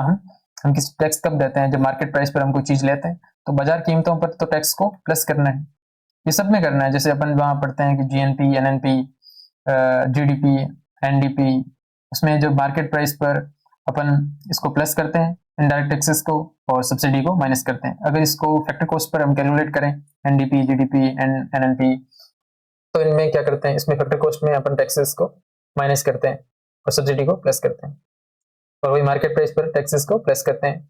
ठीक है, ये बात आपको ध्यान रखनी है। तो मूल बात यही है, साधन लागत पर आपको माइनस कहाँ किया हुआ है, इनडायरेक्ट टैक्सेस, इसको अगर आप देखेंगे तो बाजार कीमतों पर, ये तो हो गया बाजार कीमतों पर सकल घरेलू उत्पाद, मार्केट प्राइस पर जीडीपी, और माइनस शुद्ध अप्रत्यक्ष कर, है ना, नेट इनडायरेक्ट टैक्स। तो एक टैक्स को माइनस कर दिया, यहाँ पे माइनस करने का मतलब ये फैक्टर कॉस्ट पर जीवीए यहाँ से कैलकुलेट हो जाएगा। रिजल्ट होगा कि नहीं होगा, हो जाएगा ना। तो इसको ये तीसरा डी क्या ना, दूसरा ए, पहला सी, अब एक ही बच गया पीछे बी, ये इसको बी से कर दो। बाजार कीमतों पर सकल जीवी कैसे निकलेगा, सीधी सी बात है, कॉमन सेंस की बात है, बाजार कीमतों पर जीडीपी बाजार कीमतों से निकलता है, मार्केट प्राइस पर ही कैलकुलेट होगा। ठीक है, तो ये साधारण सा सवाल था, इसको कई बार हम डिस्कस कर चुके हैं ना। ओके, तो नेक्स्ट हमारा प्रश्न 21वां प्रश्न क्या है। प्रश्न, निम्न कथनों पर विचार कीजिए और इनके नीचे दिए गए कूटों का उपयोग करके सही उत्तर चुनिए। पहला स्टेटमेंट क्या है, पहला स्टेटमेंट है कि केंद्रीय बैंक यानी आरबीआई अर्थव्यवस्था में मुद्रा की आपूर्ति मनी सप्लाई को पूर्णतः नियंत्रित नहीं कर सकता। क्या नहीं कर सकता क्या आरबीआई तो सर्वशक्तिमान है, क्या नहीं कर सकता क्या? देखो कारण क्या है, क्योंकि पूर्णतः नियंत्रित नहीं कर सकता क्योंकि अर्थव्यवस्था में मुद्रा आपूर्ति की मात्रा, जो मनी सप्लाई की मात्रा है, वो अंशतः यानी कुछ मात्रा में जमाकर्ताओं यानी जो हम हैं, हम पैसे बैंक में जमा कराते हैं, और बैंकरों के व्यवहार पर निर्भर करती है। सही बात है क्या? देखो, आरबीआई के पास सर्वशक्तिमान तो है, लेकिन कुछ अपवाद स्वरूप कुछ शक्तियां, केंद्रीय बैंक जो है वो मुद्रा की आपूर्ति मनी सप्लाई को पूर्ण नियंत्रित नहीं कर सकता, क्योंकि कुछ बैंक लोगों के व्यवहार पर कुछ चीजें डिपेंड करती हैं। जैसे कितने लोग हैं जो उनको कितने बैंक में पैसे वो जमा करवा रहे हैं, कितने वो विड्रॉल कर रहे हैं, यानी उनके टोटल जमा करताएं जो है वो उनके व्यवहार पर निर्भर करती हैं, यानी उनका व्यवहार कैसा है, वो कितने पैसे बैंक में रख रहे हैं। अगर वो ज़्यादा बैंक में पैसे रख रहे हैं तो मनी सप्लाई, जिस तरीके से बैंक ज़्यादा लोन दे पाएंगे, मनी सप्लाई बढ़ेगी, मनी सर्कुलेशन ज़्यादा बढ़ेगा केंद्रीय बैंकों का, और अन्य बैंकों के साख निर्माण की क्षमता बढ़ेगी, है ना। तो ये जो है वो पूर्ण नियंत्रित नहीं कर सकता। सही बात है, क्यों नहीं कर सकता, तो ये जमा करता हूँ यानी कि जो हम है बैंकों के व्यवहार पर निर्भर करती है, और व्यवहार को कैलकुलेट नहीं कर सकते आप, इसके लिए कोई फॉर्मूला भी नहीं बना। जैसे अपन डिमांड कर्व, इलास्टिक डिमांड, जैसे उनके लिए बनाने की कोशिश की, लेकिन वो इतना रिलायबल नहीं है, वैसे ही इसके लिए भी ऐसी कोशिश की जा सकती है, लेकिन वो रिलायबल नहीं होगा, क्योंकि ये पूर्णतः उनके व्यवहार पर निर्भर करता है ना। तो इस तरीके से इसका आंसर दोनों सत्य है और सही व्याख्या भी है ना। तो ऐसा ऑप्शन कहाँ है, ये और दोनों सत्य है और ए का सही कारण आर है, बिल्कुल। नेक्स्ट प्रश्न हमारा, नेक्स्ट प्रश्न, ये कुछ फैक्चुअल प्रश्न है। भारत में दिसंबर 2024 के अंत में बाजार पूंजीकरण का मौद्रिक यानी नॉमिनल जीडीपी से अनुपात क्या था? ये ऐसे करंट का प्रश्न या करंट का प्रश्न है। वैसे इसको अपन, बाजार पूंजीकरण क्या होता है? Market capitalization. मान लीजिए किसी कंपनी की 1000 शेयर है, उसके एक शेयर का मूल्य जो है 10 है, तो इनका मल्टीप्लाई करेंगे तो इसका कुल मार्केट कैपिटलाइजेशन निकल के आएगा, तो वही बाजार पूंजीकरण होता है। और यहाँ पूछा है उसका मौद्रिक नॉमिनल जीडीपी से अनुपात, तो उस टाइम में जो भी अनुपात रहा होगा उसको वहां से देख सकते हैं। वैसे इसका आंसर मैं देख लेता हूँ, हम वैसे कॉन्सेप्चुअल क्वेश्चन से ले रहे हैं, करंट का प्रश्न आ गया ना। देख लें इसका आंसर, एक मिनट। ओके, इसका आंसर 136% है। उस टाइम के अकॉर्डिंग पूछा, तो उस टाइम जो दिसंबर 2024 के अंत में ये इसका अनुपात 137 चल रहा था, बदल भी गया हो, बदलता रहता है वैसे, पर की चीजें ध्यान रखनी चाहिए, क्योंकि ये मेनली जो है वो nominal GDP, real GDP, GDP dictator और नेशनल इनकम, वहां से इसको रिलेट कर सकते हो। ठीक है, नेक्स्ट प्रश्न, हमारे अगले प्रश्न की ओर बढ़ते हैं। अगला प्रश्न हमारा 20वां प्रश्न है, और 20वां प्रश्न क्या है? इन्फ्लेशन। अच्छा, मुद्रास्फीति के संबंध में निम्न कथनों पर विचार कीजिए। कर लेते हैं विचार। पहला कथन है, स्थिर आय पर निर्भर रहने वाले लोगों को मुद्रास्फीति से अधिक सबसे अधिक हानि होती है। स्थिर आय, मान लीजिए आप कोई व्यक्ति हैं एक्स, और एक्स की जो इनकम है वो स्टेबल है, यानी कि उनको हर मंथ जो तनख्वाह मिलती है वो तनख्वाह मिलती है 20,000 रुपए, है ना। अब 20,000 रुपए तनख्वाह मिलती है और महंगाई बढ़ गई। मान लीजिए अब जो वॉर चल रहा है, ईरान वॉर, उसमें महंगाई बढ़ गई, पेट्रोल की कीमतें बढ़ गई, खाद्य वस्तुओं की कीमतें बढ़ गई। मान लीजिए हेडलाइन जो इन्फ्लेशन है वो बढ़ गई। हेडलाइन माने हर चीज, और हेडलाइन और कोर इन्फ्लेशन ये तो आरपीएससी की फेवरेट, एक प्रश्न यहाँ से आता ही आता है हर बार। तो 20,000 थी आपकी इनकम और इन्फ्लेशन बढ़ गई। इनकम तो आपकी इतनी है, महंगाई बढ़ गई, यानी आपको इन्फ्लेशन से एक तरीके से नुकसान हुआ हुआ ना। तो सबसे अधिक हानि इन्हीं को होगी, क्योंकि इनकी इनकम तो बढ़ नहीं रही है, उस अनुपात में महंगाई तो ज्यादा बढ़ रही है। तो पहला स्टेटमेंट तो सही है इस हिसाब से। दूसरा क्या है? दूसरा है, मुद्रास्फीति समाज में आय व संपत्ति की वितरण के ढांचे को परिवर्तित करके कुछ वर्गों को दूसरों की तुलना में अधिक लाभ पहुंचाती है। बिल्कुल लाभ पहुंचाती है।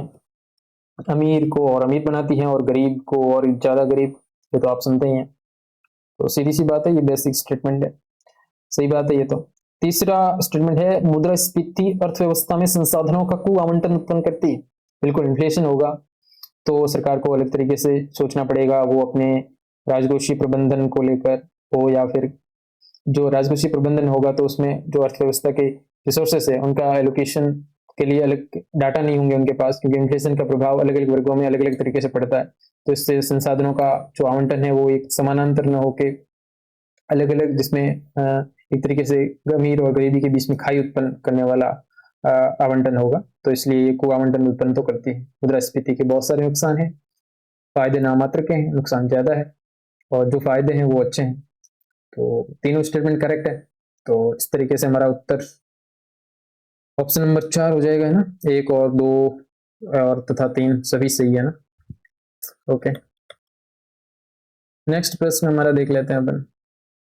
नेक्स्ट प्रश्न है वो है, निम्नलिखित अभिकथन ए और कारण आर पर विचार कीजिए तथा नीचे दिए गए कूटों में से सही विकल्प का चयन कीजिए। क्या अभिकथन है, क्या स्टेटमेंट है? राजकोषीय घाटा सरकार के कुल व्यय और कुल प्राप्तियों के मध्य का अंतर होता है। राजकोषीय घाटा सरकार के कुल व्यय और कुल प्राप्तियों के मध्य का अंतर होता है क्या? कहीं ये बजट घाटे की बात तो नहीं हो रही जो 1997 से पहले से चल रहा होता था? चलिए हम कारण देख लेते हैं पहले। कारण क्या है?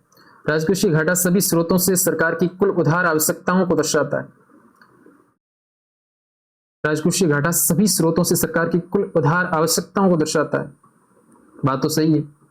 जो सरकार पर लाइबिलिटीज हैं, जो सरकार ने एक तरीके से बेसिक तरीके से बात करें तो सरकार ने लोन कितना लिया है, एक वित्तीय वर्ष में सरकार ने कितना लोन लिया है, वही तो राजकोषीय घाटा है, वही हमारा फिस्कल डेफिसिट है, वही हमारी लाइबिलिटीज है। लेकिन जो स्टेटमेंट ए है ये थोड़ा गड़बड़ नहीं लग रहा क्या? ये तो बजट घाटे की बात कर रहा है। राजकोषीय घाटा तो कुल प्राप्तियां नहीं होती, केवल गैर ऋण पूंजीगत प्राप्तियां होती। कुल प्राप्तियों में तो सारी आगे प्राप्तियां, इसमें तो लोन भी शामिल हो गया, लेकिन लोन को तो हमारी लोन तो लाइबिलिटीज हैं, लोन को शामिल कुल प्राप्तियों में नहीं कर सकते, है ना। तो इस कारण ये स्टेटमेंट तो रॉन्ग हो गया है ना।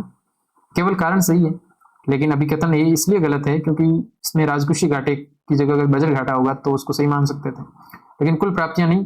फिर यहाँ कुल प्राप्तियों की जगह कुल गैर ऋण पूंजीगत प्राप्तियां, क्योंकि लोन तो इसमें अगर कुल प्राप्तियों में लोन भी शामिल हो गया, और लोन एक तरीके से हमारे लिए लाइबिलिटीज हैं, और लाइबिलिटीज तो अपने आप में क्या है, राजकोषीय घाटा है, फिस्कल डेफिसिट है। और 1997 में इसको अपनाया गया था, आप याद रखें इस बात को। तो ये इनकरेक्ट है और ये करेक्ट है। तो कारण और ये कहाँ है? ए सही, ए गलत है और परंतु आर सही है। ए गलत है परंतु ये ए गलत है परंतु आर सही है। ठीक है, अगला प्रश्न हमारा है जो है वो भारत का निम्नलिखित में से, एक मिनट, निम्नलिखित में से कौन सा भारत का पहला पेपरलेस बजट था? कौन सा था? अभी हमने डिस्कस किया था बजट के बारे में, बहुत सारी हमने कुछ फैक्ट्स देखे उसमें पहला पेपरलेस बजट तो 20-21 वाला था ना, 21-22 वाला, हाँ, जो कोविड में आया था, यूनियन बजट 2021-22। चलिए नेक्स्ट प्रश्न हमारा, नेक्स्ट 79 किसी और प्रश्न पत्र का पहला प्रश्न है, ऐसा प्रतीत हो रहा होगा आपको, है ना। निम्न कथनों पर विचार कीजिए और सही उत्तर का चयन कीजिए। क्या कथन है पहला, जब किसी वस्तु की मांग लोचदार है तो कीमत में वृद्धि होने पर कुल आगम में कमी होगी। अरे ये क्या कह दिया इसने, देखो इसको थोड़ा, लोचदार माने इलास्टिक, एक प्रश्न ऊपर देखा था वैसे ही, वस्तु की मांग इलास्टिक है तो कीमत में वृद्धि, कुल आगम का मतलब टोटल रेवेन्यू, इसमें कमी होगी। अच्छा दूसरा स्टेटमेंट है, यदि मांग बेलोचदार है यानी इन इलास्टिक है तो कीमत में वृद्धि से कुल आगम यानी टोटल रेवेन्यू में भी वृद्धि होगी। देखो इसमें सबसे पहले तो आपको इलास्टिक और इन इलास्टिक दो चीजें अगर आप समझ लेंगे तो प्रश्न अपने आप हो जाएगा, प्रश्न अपने आप हल हो जाएगा। कैसे, देखो इलास्टिक का मतलब क्या होता है, इलास्टिक का मतलब होता है कि ऐसी कुछ वस्तुएं जिसकी कीमत थोड़ी सी बढ़ने पर आप इतने संवेदनशील है कि आप बिल्कुल डिमांड बहुत कम हो जाती है। मान लीजिए कि बर्गर या पिज्जा की बात कर लेते हैं, मान लो पिज्जा पहले जो मान लो 200 रुपये का आता था, उसकी कीमत बढ़ के 250 रुपये हो गई, तो उसकी मांग एकदम से कम हो जाएगी क्या, उसको बोलेंगे इलास्टिक डिमांड। वहीं यानी लोचदार।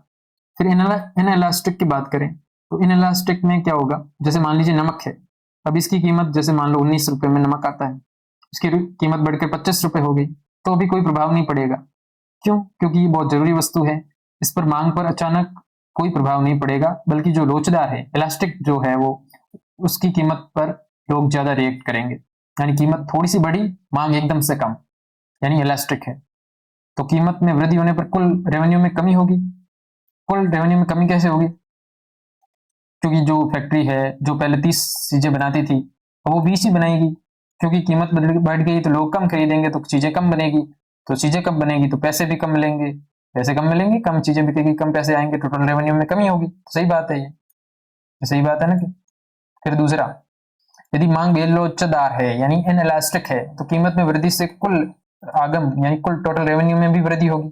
बिल्कुल, जैसे पहले मान लीजिए जो नमक का भी 30 बोरी नमक बन रहा था, अब भी 30 बोरी बनेगा, क्योंकि नमक तो लोग खरीदेंगे ही खरीदेंगे, जिसकी कीमत मान लो पहले 30 बोरी, अब भी 30 बोरी बन रही है, पहले 20 रुपये था अब 22 रुपये हो गया, तो भी कोई फर्क नहीं पड़ेगा, लोग तो उतना ही खरीदेंगे, ज्यादा रिएक्ट नहीं करेंगे, तो इससे टोटल रेवेन्यू बढ़ेगा ही, क्योंकि पहले भी थी, लेकिन इसमें जो इलास्टिक थी उसमें जो क्वांटिटी थी वस्तुओं को बनने की वो कम हो गई, उत्पादन कम हो गया, तो क्या हुआ, टोटल रेवेन्यू भी घट गया, और इसमें टोटल रेवेन्यू में वृद्धि होगी, क्योंकि क्वांटिटी नहीं घटी, वस्तुओं की क्वांटिटी, उत्पादन नहीं घटा।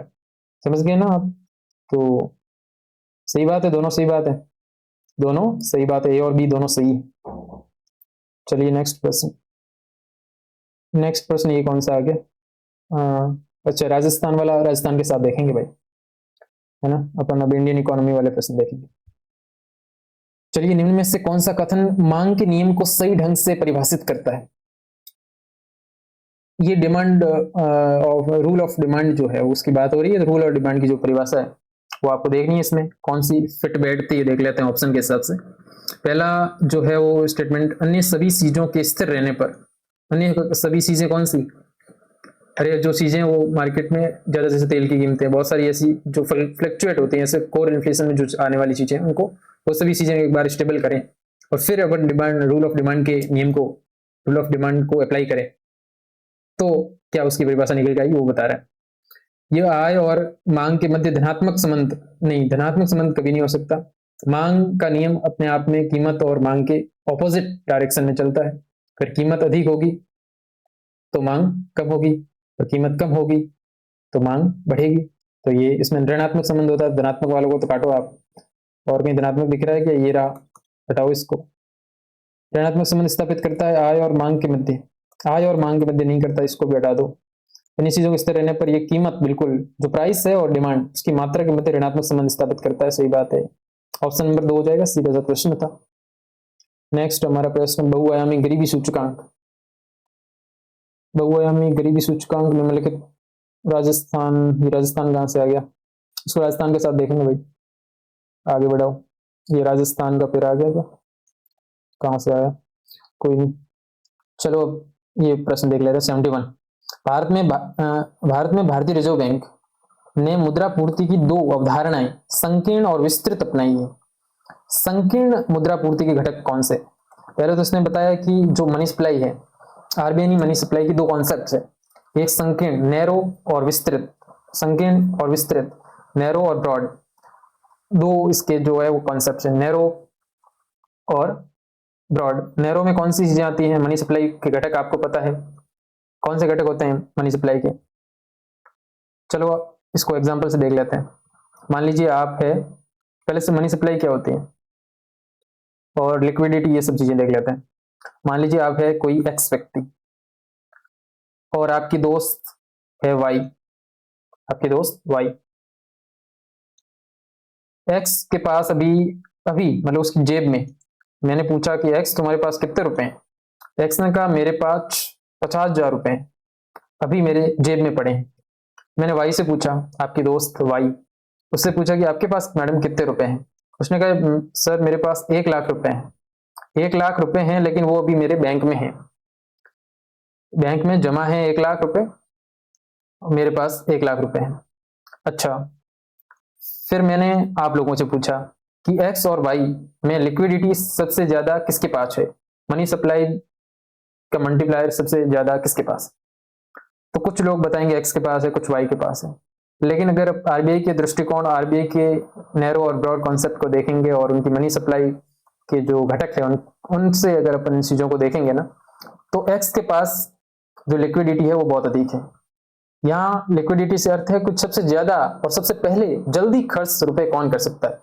हालांकि वाई के पास 1,00,000 रुपए हैं, यानी पैसे तो अधिक है, लेकिन वो बैंक में जमा होंगे या वो टाइम डिपॉजिट में होंगे, तो उसके लिए एफडी करवा रखी होगी उन्होंने, तो वो पैसा निकालने में उसकी एक लॉक इन पीरियड होता है, उससे पहले पैसे नहीं निकाल सकते, यानी वो तुरंत खर्च नहीं कर सकती वाई आपकी मैडम जो है वो तुरंत खर्च नहीं कर सकती। लेकिन एक्स जो है वो तुरंत खर्च कर सकते हैं, उसके पास 4,000 रुपए हैं, वो अभी की अभी शॉपिंग कर सकते हैं, पैसे किसी को उधार दे सकते हैं। यानी हालांकि जो जल्दी खर्च, तुरंत खर्च करने की जो क्षमता है ना, वो एक्स के पास है, वाई के पास नहीं है, वाई के तो बैंक में है। तो क्या समझे, तो यानी तरलता जो लिक्विडिटी है, इसका ये अर्थ है कि सबसे ज्यादा जो मनी है वो खर्च, तुरंत खर्च कौन सी कर सकते हैं, तो उसको अपन बोल देते हैं M0। यानी M0 में जो भी चीजें आती है ना, उसको अपन तुरंत खर्च कर सकते हैं, ये मनी सप्लाई का घटक है। और वाई वाले जो पैसे हैं ना, वो M3 में आते हैं, M3 में आते हैं, जिसे अपन ब्रॉड मनी कहते हैं। ब्रॉड मनी इसलिए कहते हैं क्योंकि इसको बैंक लोन देने में काम ले सकते हैं, है ना, समझे? तो इसको देख लीजिए, इसमें 4 घटक होते हैं। तो सबसे ज्यादा लिक्विडिटी किस में होगी? M1 में होगी, सॉरी M0 में होगी, फिर M1 में, फिर M2 में, फिर M3 में होगी लिक्विडिटी, और फिर M4 में होगी, है ना। यहाँ बात हो रही है दो कॉन्सेप्ट, यानी संकीर्ण और विस्तृत। अब इन घटकों में से संकीर्ण कौन से और विस्तृत कौन से, यानी नैरो कौन से और ब्रॉड कौन से? तो M1 और M2 तो है नैरो, है ना, ये जो है वो नैरो है M1 और M2, लेकिन M3 और M4 ब्रॉड है। ब्रॉड क्यों है? क्योंकि M1 में जो चीजें आती है ना, उसका उपयोग लोन देने में नहीं कर सकते, वो तुरंत खर्च करने वाली चीजें हैं M1 और M2 में। लेकिन M3 और M4 में जो टाइम डिपॉजिट आती है, जो बैंक और डाकघरों की जमाएं हैं, जैसे M3 में जो है वो सावधि यानी टाइम डिपॉजिट आती है डाकघरों की, यानी जिसको बैंक लोन देने में उपयोग कर सकता है ना। तो ये जो है वो एक तरीके से ब्रॉड मनी है, M3 और M4। M4 में भी डाकघरों की सभी जमाएं आती हैं, वहीं M1 में जनता के पास नकद, कैश और बैंकों की अन्य जमाएं आती हैं, वहीं M2 के पास भी यही चीज़ें आती हैं, और M0 के पास में जो बैंकों का CRR वो सब आता है इसमें, है ना। तो M3 और M4। अब यहाँ पूछा है संकीर्ण और मुद्रा पूर्ति के घटक कौन से हैं। यहाँ मान लिया नैरो मनी की पूछ रहा है, नैरो मनी माने M1 और M2 के पूछ रहा है। तो M1 और M2 में क्या होता है, जिसको जल्दी खर्च कर सकते हैं, ऐसे पैसे जल्दी से खर्च कौन से क्यों कर सकते हैं? जनता के पास मुद्रा, सारे ऑप्शन देखेंगे तो ऑप्शन के अकॉर्डिंग ये सवाल होगा। जनता के पास मुद्रा और बैंक जमाएं, बिल्कुल ये भी सही है। जनता के पास मुद्रा, व्यापारिक बैंकों और डाकघरों की मांग जमाएं, ये भी सही है। लेकिन सबसे ज्यादा सही कौन सा है वो देखना पड़ेगा। जनता के पास मुद्रा, बिल्कुल जनता के पास मुद्रा, व्यापारिक बैंकों की मांग जमाएं, टाइम डिपॉजिट, डिमांड डिपॉजिट, और भारतीय रिजर्व बैंक के पास अन्य जमाएं, ये सब किस में आती है? ये सब आती है M1 में। ये M1 क्या है, नैरो मनी है, और हमें पूछा क्या है, संकीर्ण मुद्रा आपूर्ति के घटक यानी नैरो मनी के घटक पूछे हैं, नैरो मनी सप्लाई के घटक पूछे हैं, तो यही हो जाएगा, ऑप्शन नंबर 4 हो जाएगा। वैसे ये भी सही है, लेकिन इसमें सारी चीजें नहीं है ना, तो जब सारी चीजें ऑप्शन नंबर 4 में है, ये सारे आपको फॉर्मूले पता होने चाहिए कि M1 में क्या आता है, ये M1 में आता है। वही है, इसमें M0 में अगर आप CRR जोड़ देंगे तो M0 बाकी ये सब चीज सेम रहेगी, CRR जोड़ दीजिए। फिर M2 में, फिर M3 में बैंकों की डाकघरों की जमाएं जोड़ दीजिए। जोड़ेंगे कि नहीं जोड़ेंगे, लिख दूं क्या, इधर लिख देते हैं, ये M0, ये M1, M2, M3, M4। Mainly ये जो M1 और M2 है वो नैरो मनी है, ये मैं लिख देता हूँ नैरो मनी, एक मिनट, है ना। और M3 और M4 क्या है, ब्रॉड मनी। ब्रॉड मनी क्यों है, क्योंकि M3 में क्या शामिल होता है, M3 में शामिल होता है टाइम डिपॉजिट, सावधि, बैंकों की सावधि जमाएं होती है ना, टाइम डिपॉजिट होता है इसमें, टाइम डिपॉजिट। और M4 में डाकघरों की सभी जमाएं होती है, डाकघरों की सभी जमाएं। कीवर्ड याद रख लो आप, फॉर्मूला पूरा याद हो ऐसा कोई जरूरी नहीं, मुझे भी नहीं आता, लेकिन आपका सवाल सही होना चाहिए। सभी जमाएं किसकी, डाकघरों की सभी जमाएं, है ना।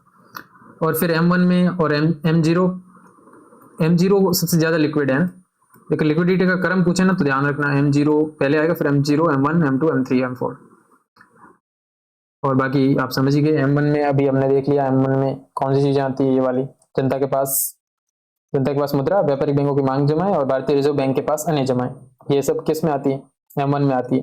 और M0 में अपन एक CRR जोड़ सकते हैं, बैंकों के पास जो CRR होता है उसको M0 में कैलकुलेट करते हैं। फिर M2 में, और M2 में M1 वाली सारी चीजें प्लस डाकघरों की जमाएं आएंगी। फिर M3 में टाइम डिपॉजिट आ जाएगा, और M4 में डाकघरों की सभी जमाएं आ जाएगी। ये कीवर्ड आपको याद रखना है, एक बार और रिवाइज कर लेना इसको, ठीक है। आगे बढ़े, थैंक यू।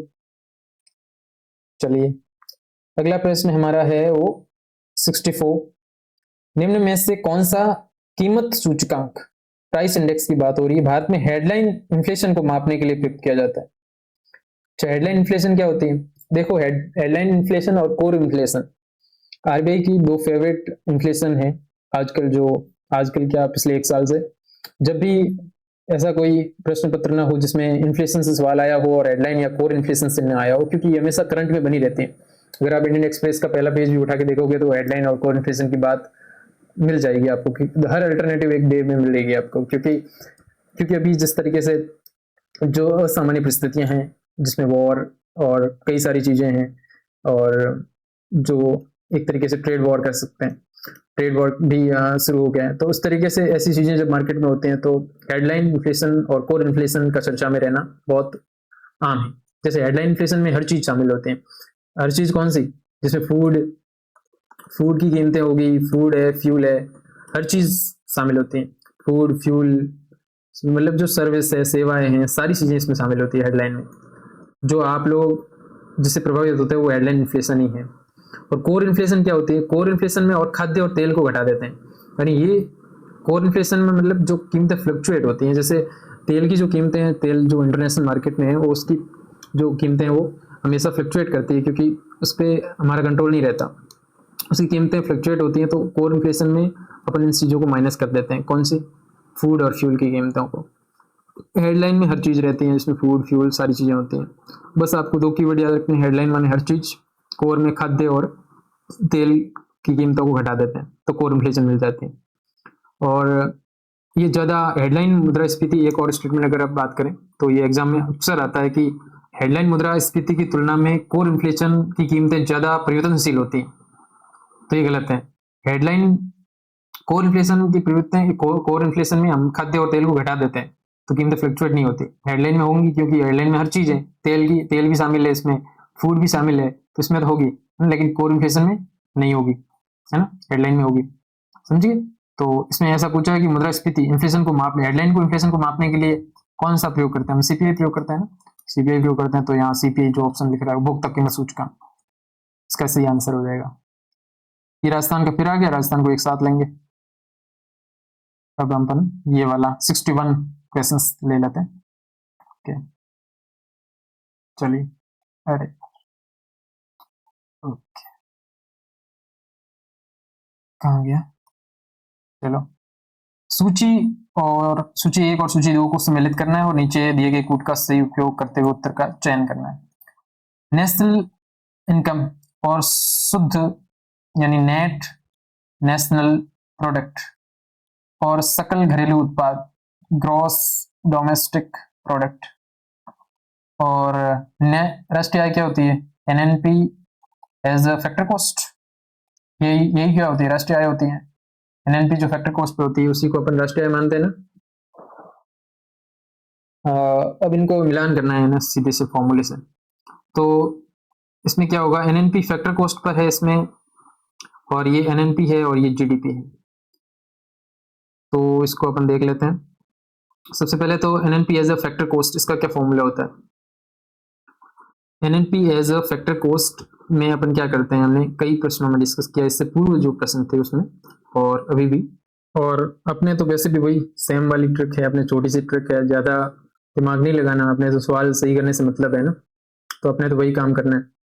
कौन सा काम, जो शुरू में मैंने बताया कि जब भी फैक्टर कॉस्ट की बात आएगी तो हम टैक्स को घटाएंगे।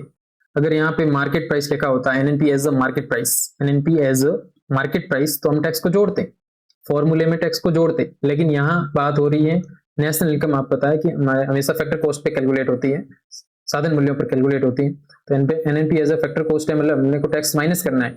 अब नीचे ऑप्शन में देख लेते हैं कि टैक्स माइनस कहाँ हो रहा है, यहाँ तो नहीं हो रहा, यहाँ भी नहीं हो रहा, यहाँ हो रहा है, ये दे रहा, ये देखो माइनस शुद्ध अप्रत्यक्ष कर, यानी फैक्टर कॉस्ट में टैक्स माइनस करना है।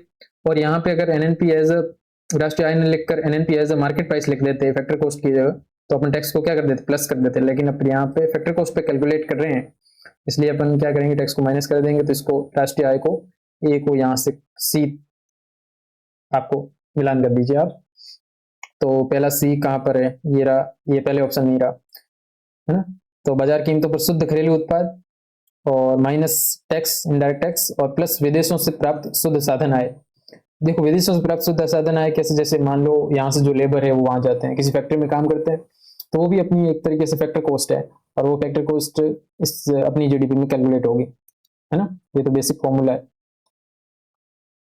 तो दूसरा जो है वो हमारा है नेट नेशनल प्रोडक्ट, निवासियों की जो आय होती है, एनएनपी। एनएनपी एनएनपी क्या होती है, एनएनपी में क्या होता है, एक तो होता है नेट डोमेस्टिक प्रोडक्ट, यानी जो एनडीपी होती है, एनडीपी और जो विदेशों से प्राप्त फैक्टर कॉस्ट पर जो आए शुद्ध साधन आए। तो एनडीपी कहाँ दिख रहा है, यहाँ पे शुद्ध घरेलू उत्पाद, मूल्य ह्रास आ गया, यहाँ ये रहा ऑप्शन नंबर बी, तो ये बी हो गया ना, दूसरा बी शुद्ध राष्ट्रीय उत्पाद, एनएनपी किससे होगी, शुद्ध राष्ट्रीय उत्पाद और विदेशों से प्राप्त शुद्ध साधन आए। वहीं बात करें सकल घरेलू उत्पाद यानी जीडीपी की बात करें, तो जीडीपी में अपन मूल्यह्रास को कैलकुलेट करते हैं ना। मूल्यह्रास डेप्रिसिएशन घटाते कब, जब नेट की बात आती है, जैसे एनएनपी है, एनडीपी है, इसमें एनडीपी में क्या करते हैं, जीडीपी में से मूल्यह्रास डेप्रिसिएशन घटा देते हैं, लेकिन जीडीपी में डेप्रिसिएशन जुड़ा होता है, लेकिन एनडीपी में डेप्रिसिएशन माइनस होता है।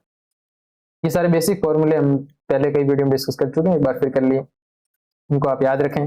आप तो बस कीवर्ड याद रखें, ज्यादा इसमें उलझना नहीं है। जैसे आप जैसे ही आ गया, जैसे राष्ट्रीय आय आ गई, तो राष्ट्रीय आय आपको पता ही है, राष्ट्रीय आय NNP as a factor cost calculate होती है, इसमें अपने को टैक्स माइनस करना है, बस सिंपल सी बात है। अगर कहीं चीज कोई भी मार्केट प्राइस पूछ ले तो वहां टैक्स को प्लस कर देना, और इससे आप ऑप्शन से इसको काट के सवाल को सही कर लोगे, बेसिक सी। अगर इसमें उलझोगे, ज्यादा डीप जाओगे तो कोई मतलब नहीं है ना। अपने को सवाल सही करने से, एग्जाम पास करने से मतलब है। चलो इसका ऑप्शन नंबर कौन सा सही हो गया, ये पहला ही हो गया ना, ठीक है। अब अपन ये देख लेते हैं 148 चलो 148 क्या है, ये राष्ट्रीय आय नेशनल इनकम के बारे में, नेशनल इनकम के बहुत सारे सवाल है के विषय में निम्न में से कौन सा कथन सही है। पूंजीगत लाभ कैपिटल गेन, पूंजीगत लाभ राष्ट्रीय आय में शामिल किया जाता है। पूंजीगत लाभ क्या होता है, जैसे मान लो आप एक रियल एस्टेट डेवलपर है, आपने कोई जमीन खरीदी 10 करोड़ की, उसको 15 करोड़ में बेच दी, बेच दी ना, आपको 5 करोड़ का फायदा तो हुआ, लेकिन वो क्या जीडीपी में कैलकुलेट होगा क्या? अरे उससे कोई नया उत्पादन थोड़ी हुआ, आपने जमीन खरीदी बेची, इससे कोई नया प्रोडक्ट हुआ क्या? कोई नई चीज बनी या? नई चीज तो नहीं बनी। तो नई चीज नहीं बनी तो इसको जीडीपी में कैलकुलेट नहीं करेंगे। तो पूंजीगत लाभ, राष्ट्रीय आय, नेशनल इनकम में कैसे शामिल होगा? नेशनल इनकम में तो वो चीजें शामिल होंगी ना जो नई उत्पादित वस्तुएं हुई है, जिसका उत्पादन हुआ है, प्रोडक्शन तो हुआ ही नहीं, तो शामिल नहीं करेंगे, ये तो गलत है। दूसरा है पूंजीगत हानि राष्ट्रीय आय में शामिल की जाती है क्या? तो लाभ और हानि दोनों ही नहीं करते भाई इसमें तो। पूंजी उपभोक्ता भत्ता राष्ट्रीय आय से बाहर रखा जाता है। अच्छा, बाजार कीमत उत्पादन के साधनों की अर्जित आय का प्रतिनिधित्व करती है। जो मार्केट प्राइस है वो कौन सा कथन सही पूछा है? बाजार कीमत उत्पादन के साधनों की अर्जित आय का प्रतिनिधित्व करती है क्या बाजार कीमत? मार्केट प्राइस है वो उत्पादन के साधनों का नहीं करती। उत्पादन के साधनों तो फैक्टर कॉस्ट आती है ना, तो ये भी गलत हो गया। यही हो गया, पूंजी उपभोक्ता भत्ता जो है राष्ट्रीय आय से बाहर रखा जाता है कि इससे भी नया ऐसा कोई आय सृजित या उत्पादन में ऐसा कोई वस्तु तो नहीं बन रही है। तो option number 3 is correct. Okay, next 149। ये देखो फिर नेशनल आपका नेशनल इनकम मुझे लग रहा है आपका पूरा अच्छे से हो जाएगा, आपको कहीं से पढ़ने की जरूरत नहीं पड़ेगी। कितने सारे पीवाई क्यू ऐसा सीनियर टीचर सेकेंड ग्रेड परीक्षा में कई सारे प्रश्न पूछे गए हैं इससे रिलेटेड, जो इंडियन इकोनॉमी का प्रश्न पत्र है उसमें। देखिए सबसे पहले M0 की बात हो रही है, आर्कसित मुद्रा जिसको कह देते हैं। M0 क्या होती है? अच्छा, इसमें पूछा कौन सा सही है। देखो सही कौन सा है ना, एक बार इसको ऑब्जर्व करो क्वेश्चंस को। M0 प्रचलन में मुद्रा प्लस आरबीआई के पास बैंक जमाएं, आरबीआई के पास अन्य जमाएं। ये तो भी सही लग रहा है यार। M1 जनता के पास मुद्रा, बैंकों के पास मांग जमाएं, आरबीआई के पास अन्य जमाएं। M1 में बिल्कुल ये भी सही लग रहा है। संकीर्ण मुद्रा M1 बिल्कुल। नैरो मनी आती है M1 और M2, M3 और M4 ब्रॉड मनी होते हैं। जनता के पास मुद्रा, बैंकों के पास मांग जमाएं। अच्छा, इसमें ना ये माइनस कर दिया इस सबको। अब जहाँ जहाँ माइनस है उसको हटाओ, ये माइनस नहीं सब प्लस होते हैं ना, ये माइनस है तो ये करेक्ट इनकरेक्ट हो गया, गलत हो गया ना। यहाँ भी माइनस है, ये भी गलत हो गया। यहाँ भी माइनस है, ये भी गलत हो गया। पीछे एक ही बचा है, ये वाला ऑप्शन नंबर 1, ये वाला करेक्ट हो गया ना। फिर हरित जीडीपी की गणना की जाती है। हरित जीडीपी की गणना कैसे करते हैं हम? हरित जीडीपी क्या होती है? मतलब जो एक तो नॉर्मल जो पारंपरिक जीडीपी होते हैं, हरित जीडीपी में क्या करते हैं, जो जैसे आपने कोई कंपनी है, उसकी फैक्ट्री है, उसने कुछ चीजें बनाई, उससे कंपनी को लाभ हुआ 20 करोड़ का, लेकिन उसमें 5 करोड़ का तो पर्यावरण को नुकसान हो गया ना, पेड़ पौधे कट गए, पॉल्यूशन बढ़ गया, उससे कई सारी बीमारियां हो गई, हॉस्पिटल का खर्च बढ़ गया लोगों का। इस तरीके से जो 5 करोड़ का मतलब कुल इनकी आय जो है वो 15 करोड़ ही है। 5 करोड़ तो इन्होंने अगर ग्रीन जीडीपी के दृष्टिकोण से देखेंगे तो सिर्फ 15 करोड़ निकल के आएगी, लेकिन पारंपरिक जीडीपी से 20 करोड़ निकल के आएगी। 5 करोड़ कहाँ गए भाई? तो 5 करोड़ गए पर्यावरणीय शरण और प्राकृतिक संसाधनों को ह्रास, उनकी लागत उनको घटा दें पारंपरिक जीडीपी में से, तो हरित जीडीपी निकल के आ जाएगी। तो ऐसा ऑप्शन देख लेते हैं। पारंपरिक सकल घरेलू उत्पाद में पर्यावरणीय लागत को जोड़ना नहीं है, इसको हटाना है। जो पर्यावरणीय शरण लागत है उसको हटाना है, तभी हमारी जीडीपी ग्रीन जीडीपी मिलेगी।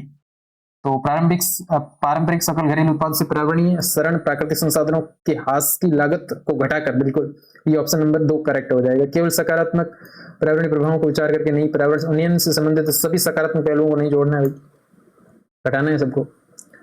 नेक्स्ट हमारा प्रश्न नंबर 15 है ना। क्या प्रश्न है ये? प्रश्न है मानव विकास सूचकांक के आविष्कार के बारे में निम्न में से कौन सा कथन सही नहीं है? सही नहीं पूछा है। ये आपका एसडीए है। एसडीआर की बात कर लेते हैं, ह्यूमन डेवलपमेंट रिपोर्ट, जो कि यूएनडीपी और एसडीआर यूएनडीपी निकालती है इस रिपोर्ट को, और इस रिपोर्ट के अंतर्गत जो इंडेक्स निकलता है जिसको अपन एसडीआई के नाम से जानते हैं, जो एसडीआर के अंदर ह्यूमन डेवलपमेंट रिपोर्ट के अंतर्गत जो इंडेक्स निकलता है जिसको एसडीआई के नाम से जानते हैं, उसके बारे में पूछा है, उसके आविष्कार के संबंध में बात पूछी है। पहला कथन है लॉर्ड मेघनाथ देसाई मानव विकास सूचकांक के आविष्कार से जुड़े हैं। बिल्कुल, लॉर्ड मेघनाथ देसाई, अमर्त्य सेन दोनों इससे जुड़े हैं। और अगर इसके आविष्कार की अपन बात करें तो महबूबुल हक नाम के जो अर्थशास्त्री हैं, उन्होंने इस इंडेक्स को विकसित करने में महत्वपूर्ण भूमिका निभाई, और इसके सहयोगी लॉर्ड मेघनाथ देसाई और अमर्त्य सेन, भारत से अमर्त्य सेन थे। और इसकी बात अगर करें तो 1989 में इसको विकसित किया गया और 1990 में इसकी पहली रिपोर्ट प्रकाशित की गई। उसके बाद में जो एसडीआई है उसमें मुख्यतः 3 संकेतकों का प्रयोग किया जाता है।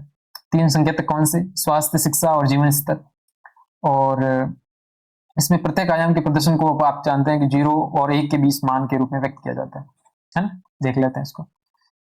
तो लॉर्ड मेघनाथ देसाई बिल्कुल इससे आविष्कार से जुड़े थे और ये 5 सामाजिक संकेतकों का नहीं, 5 नहीं सिर्फ 3, 5 नहीं 3 कौन से? एक स्वास्थ्य, एक मिनट यार, स्वास्थ्य, शिक्षा और जीवन स्तर, 3 चीजें है ना, 3 चीजों से ये संयुक्त सूचकांक है। तो ये सही, ये नहीं है, तो ये दूसरा ही सही नहीं है।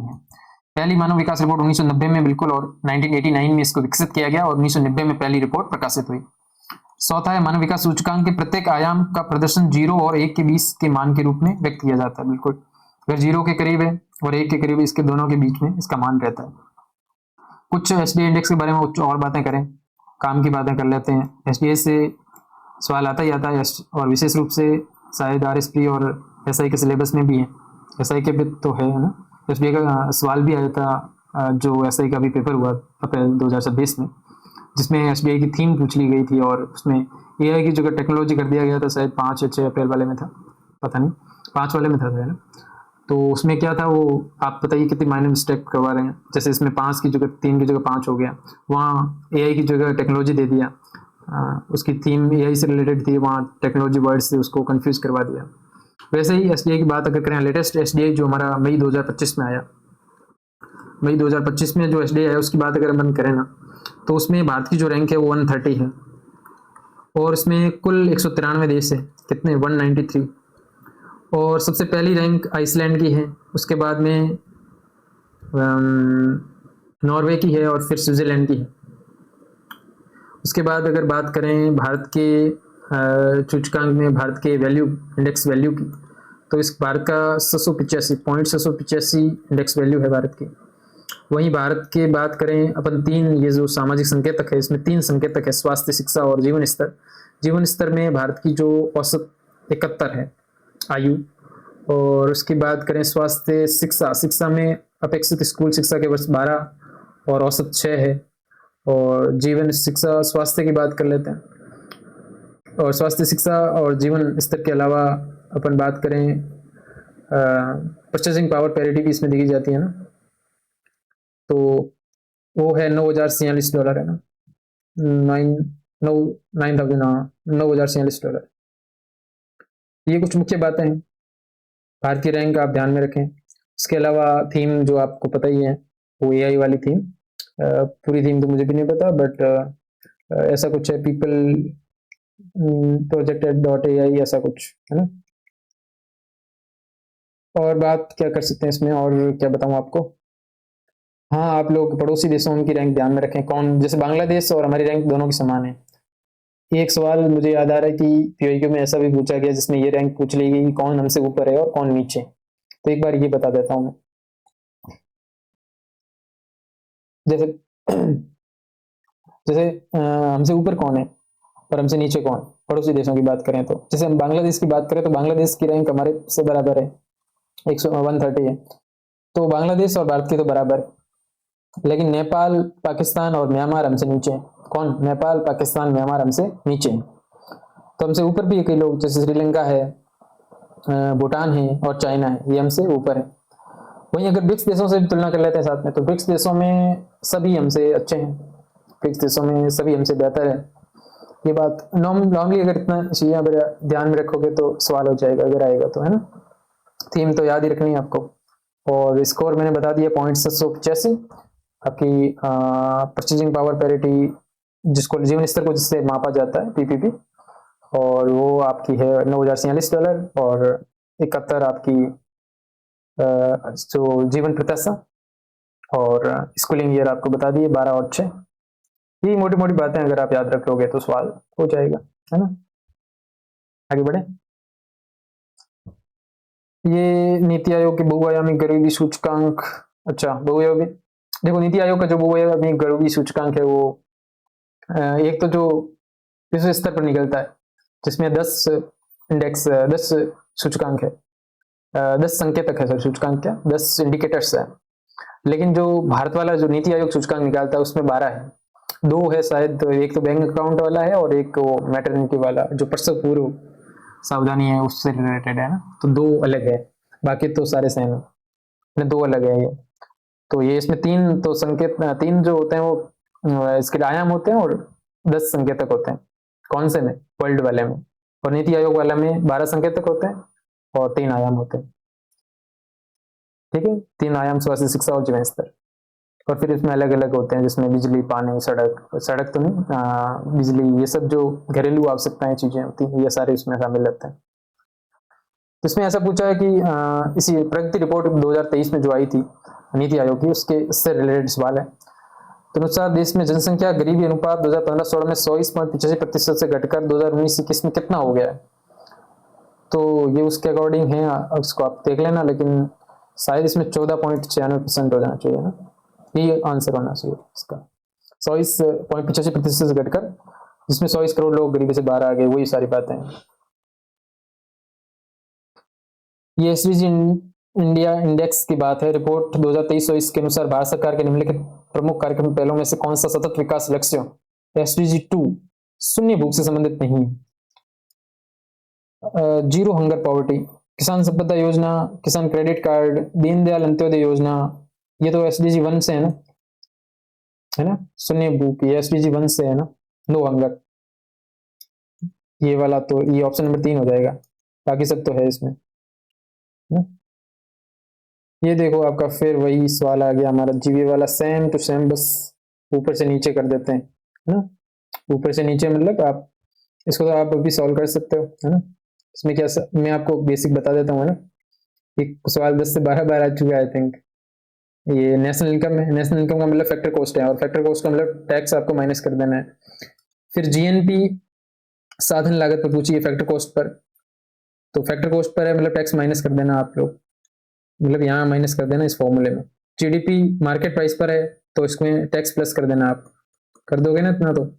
फिर जीवीए अब विजिबल तो हो रहा है, एक बार देख लेते हैं ना विजिबल क्वेश्चंस। अच्छा जीवीए बेसिक प्राइस तक ही हो रहा है, चलो तो इसको थोड़ा बढ़ा लेते हैं ना। ये देखो अब ठीक है, तो जीवीए बेसिक बेसिक प्राइस पर है तो इसमें वो उत्पादन वाला आप कटा देना है ना, इतना कर लोगे आप लोग, है ना।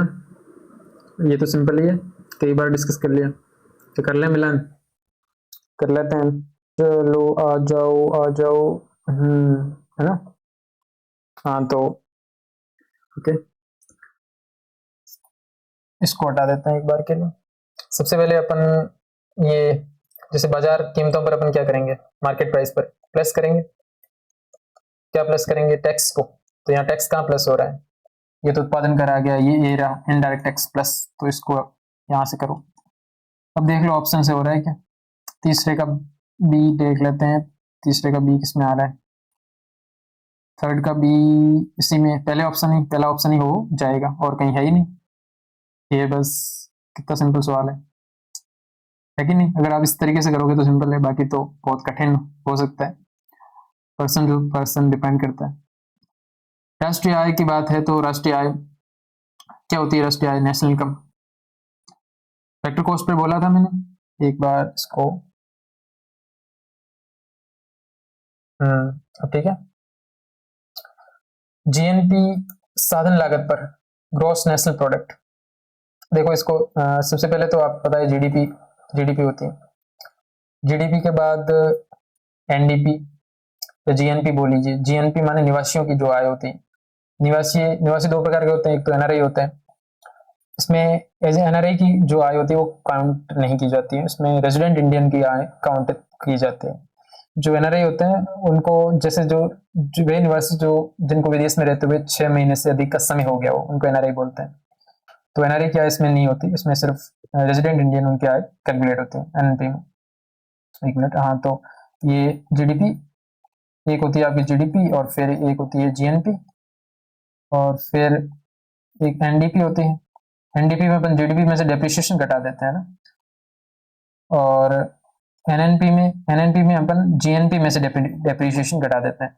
ये बातें आपको मैं मान के चल रहा हूँ कि पता होगी, ठीक है। अगर ये बातें पता है तो फिर ये सवाल भी हो जाएगा। और एनएनपी फिर इसको अलग अलग तरीके से निकाल सकते हैं। कैसे?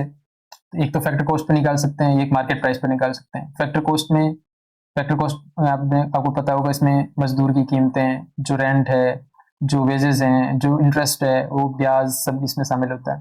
वही बाजार कीमतों पर टैक्स शामिल होता है। और फैक्टर कॉस्ट में अपन टैक्स को हटा देते हैं, सब्सिडी जोड़ देते हैं, और मार्केट प्राइस पर टैक्स जो है वो प्लस हो जाता है ना, और सब्सिडी माइनस हो जाती है, ठीक है। और factor cost per tax minus हो जाए और सब्सिडी प्लस हो जाते हैं। ये बात आपको ध्यान रखनी है। इतनी बातें अगर ध्यान रखेंगे तो सवाल हो जाएगा आपका। चलो फिर इसको हम मिलान कर रहे थे। अब जीएनपी साधन लागत पर, जीएनपी साधन लागत पर कैसे होगी? तो साधन लागत पर फैक्टर कॉस्ट, जीडीपी, और इसमें क्या आएगी? जीडीपी, और जीडीपी विदेशों से शुद्ध साधन आय। तो जीडीपी साधन लागत पर विदेशों से शुद्ध साधन आय गिरावट मूल्य, ये जीडीपी में से नहीं होगा ना, ये इसका सी हो जाएगा, तो है ना। और अपने को इसको भी कर लिया था। और इसके बाद में जीवी एज ए बेसिक कीमतों पर जीवी क्या हो जाएगा?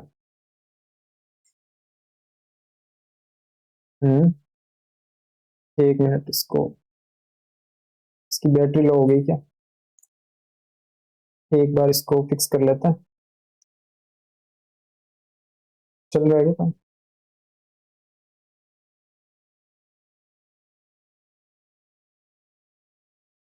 एक मिनट। ओके, अब सही है, ठीक है। तो हम लोग यहाँ पे अपने राष्ट्रीय आय, नेशनल इनकम को देख रहे थे, और इसमें हमने किस किस को मिलान कर लिया था? एक तो मार्केट प्राइस पर जीडीपी को, और जीएनपी को साधन लागत पर। फिर हमारा जीवी बेसिक कीमतों पर पड़ता है। और बेसिक कीमतें क्या होती हैं? बेसिक प्राइस वो होती है जो उत्पादों को मिलती है। मैंने बहुत अभी पहले ही, थोड़ी देर पहले ही बात करी बेसिक कीमतों पर। जो उत्पादों को मिलती है, जो उत्पादकों को जो कीमतें मिलती है वो बेसिक प्राइस होती है। और एज ए जीवीए देखना है तो इसमें अपन क्या करना है?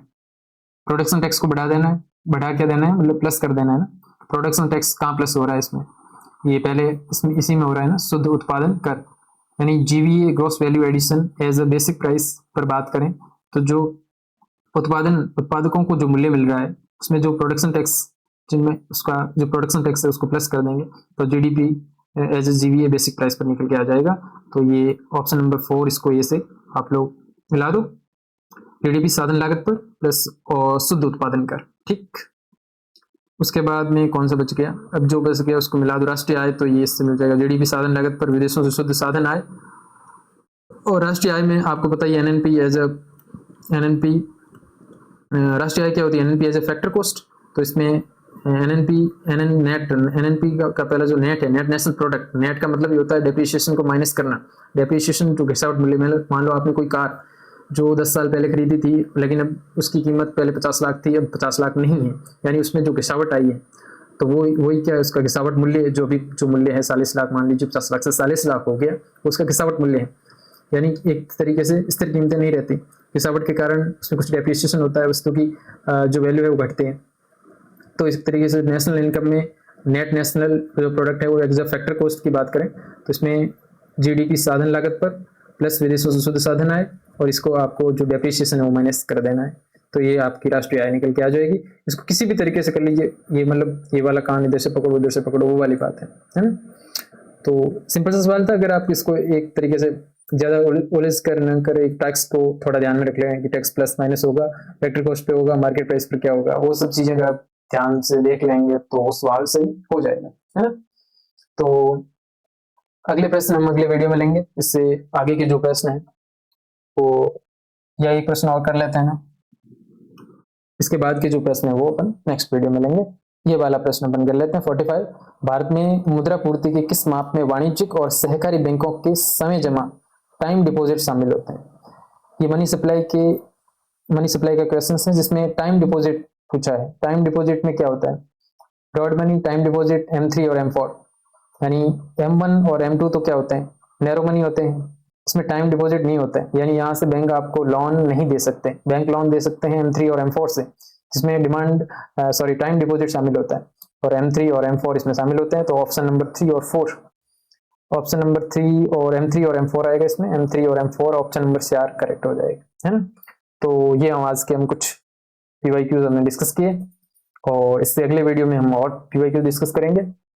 इस तरीके के इंडियन इकोनॉमी के जितने भी प्रश्न पत्र आरपीएससी द्वारा कंडक्ट करवाए गए 2026 में, अप्रैल 2026 तक सारे प्रश्न पत्रों को अच्छे से हल करेंगे और डीप एनालिसिस करेंगे, कोशिश करेंगे डीप एनालिसिस करने की, जिस तरीके से कुछ लोग करवाते हैं वैसे हम भी कोशिश करेंगे आपको करवाने की।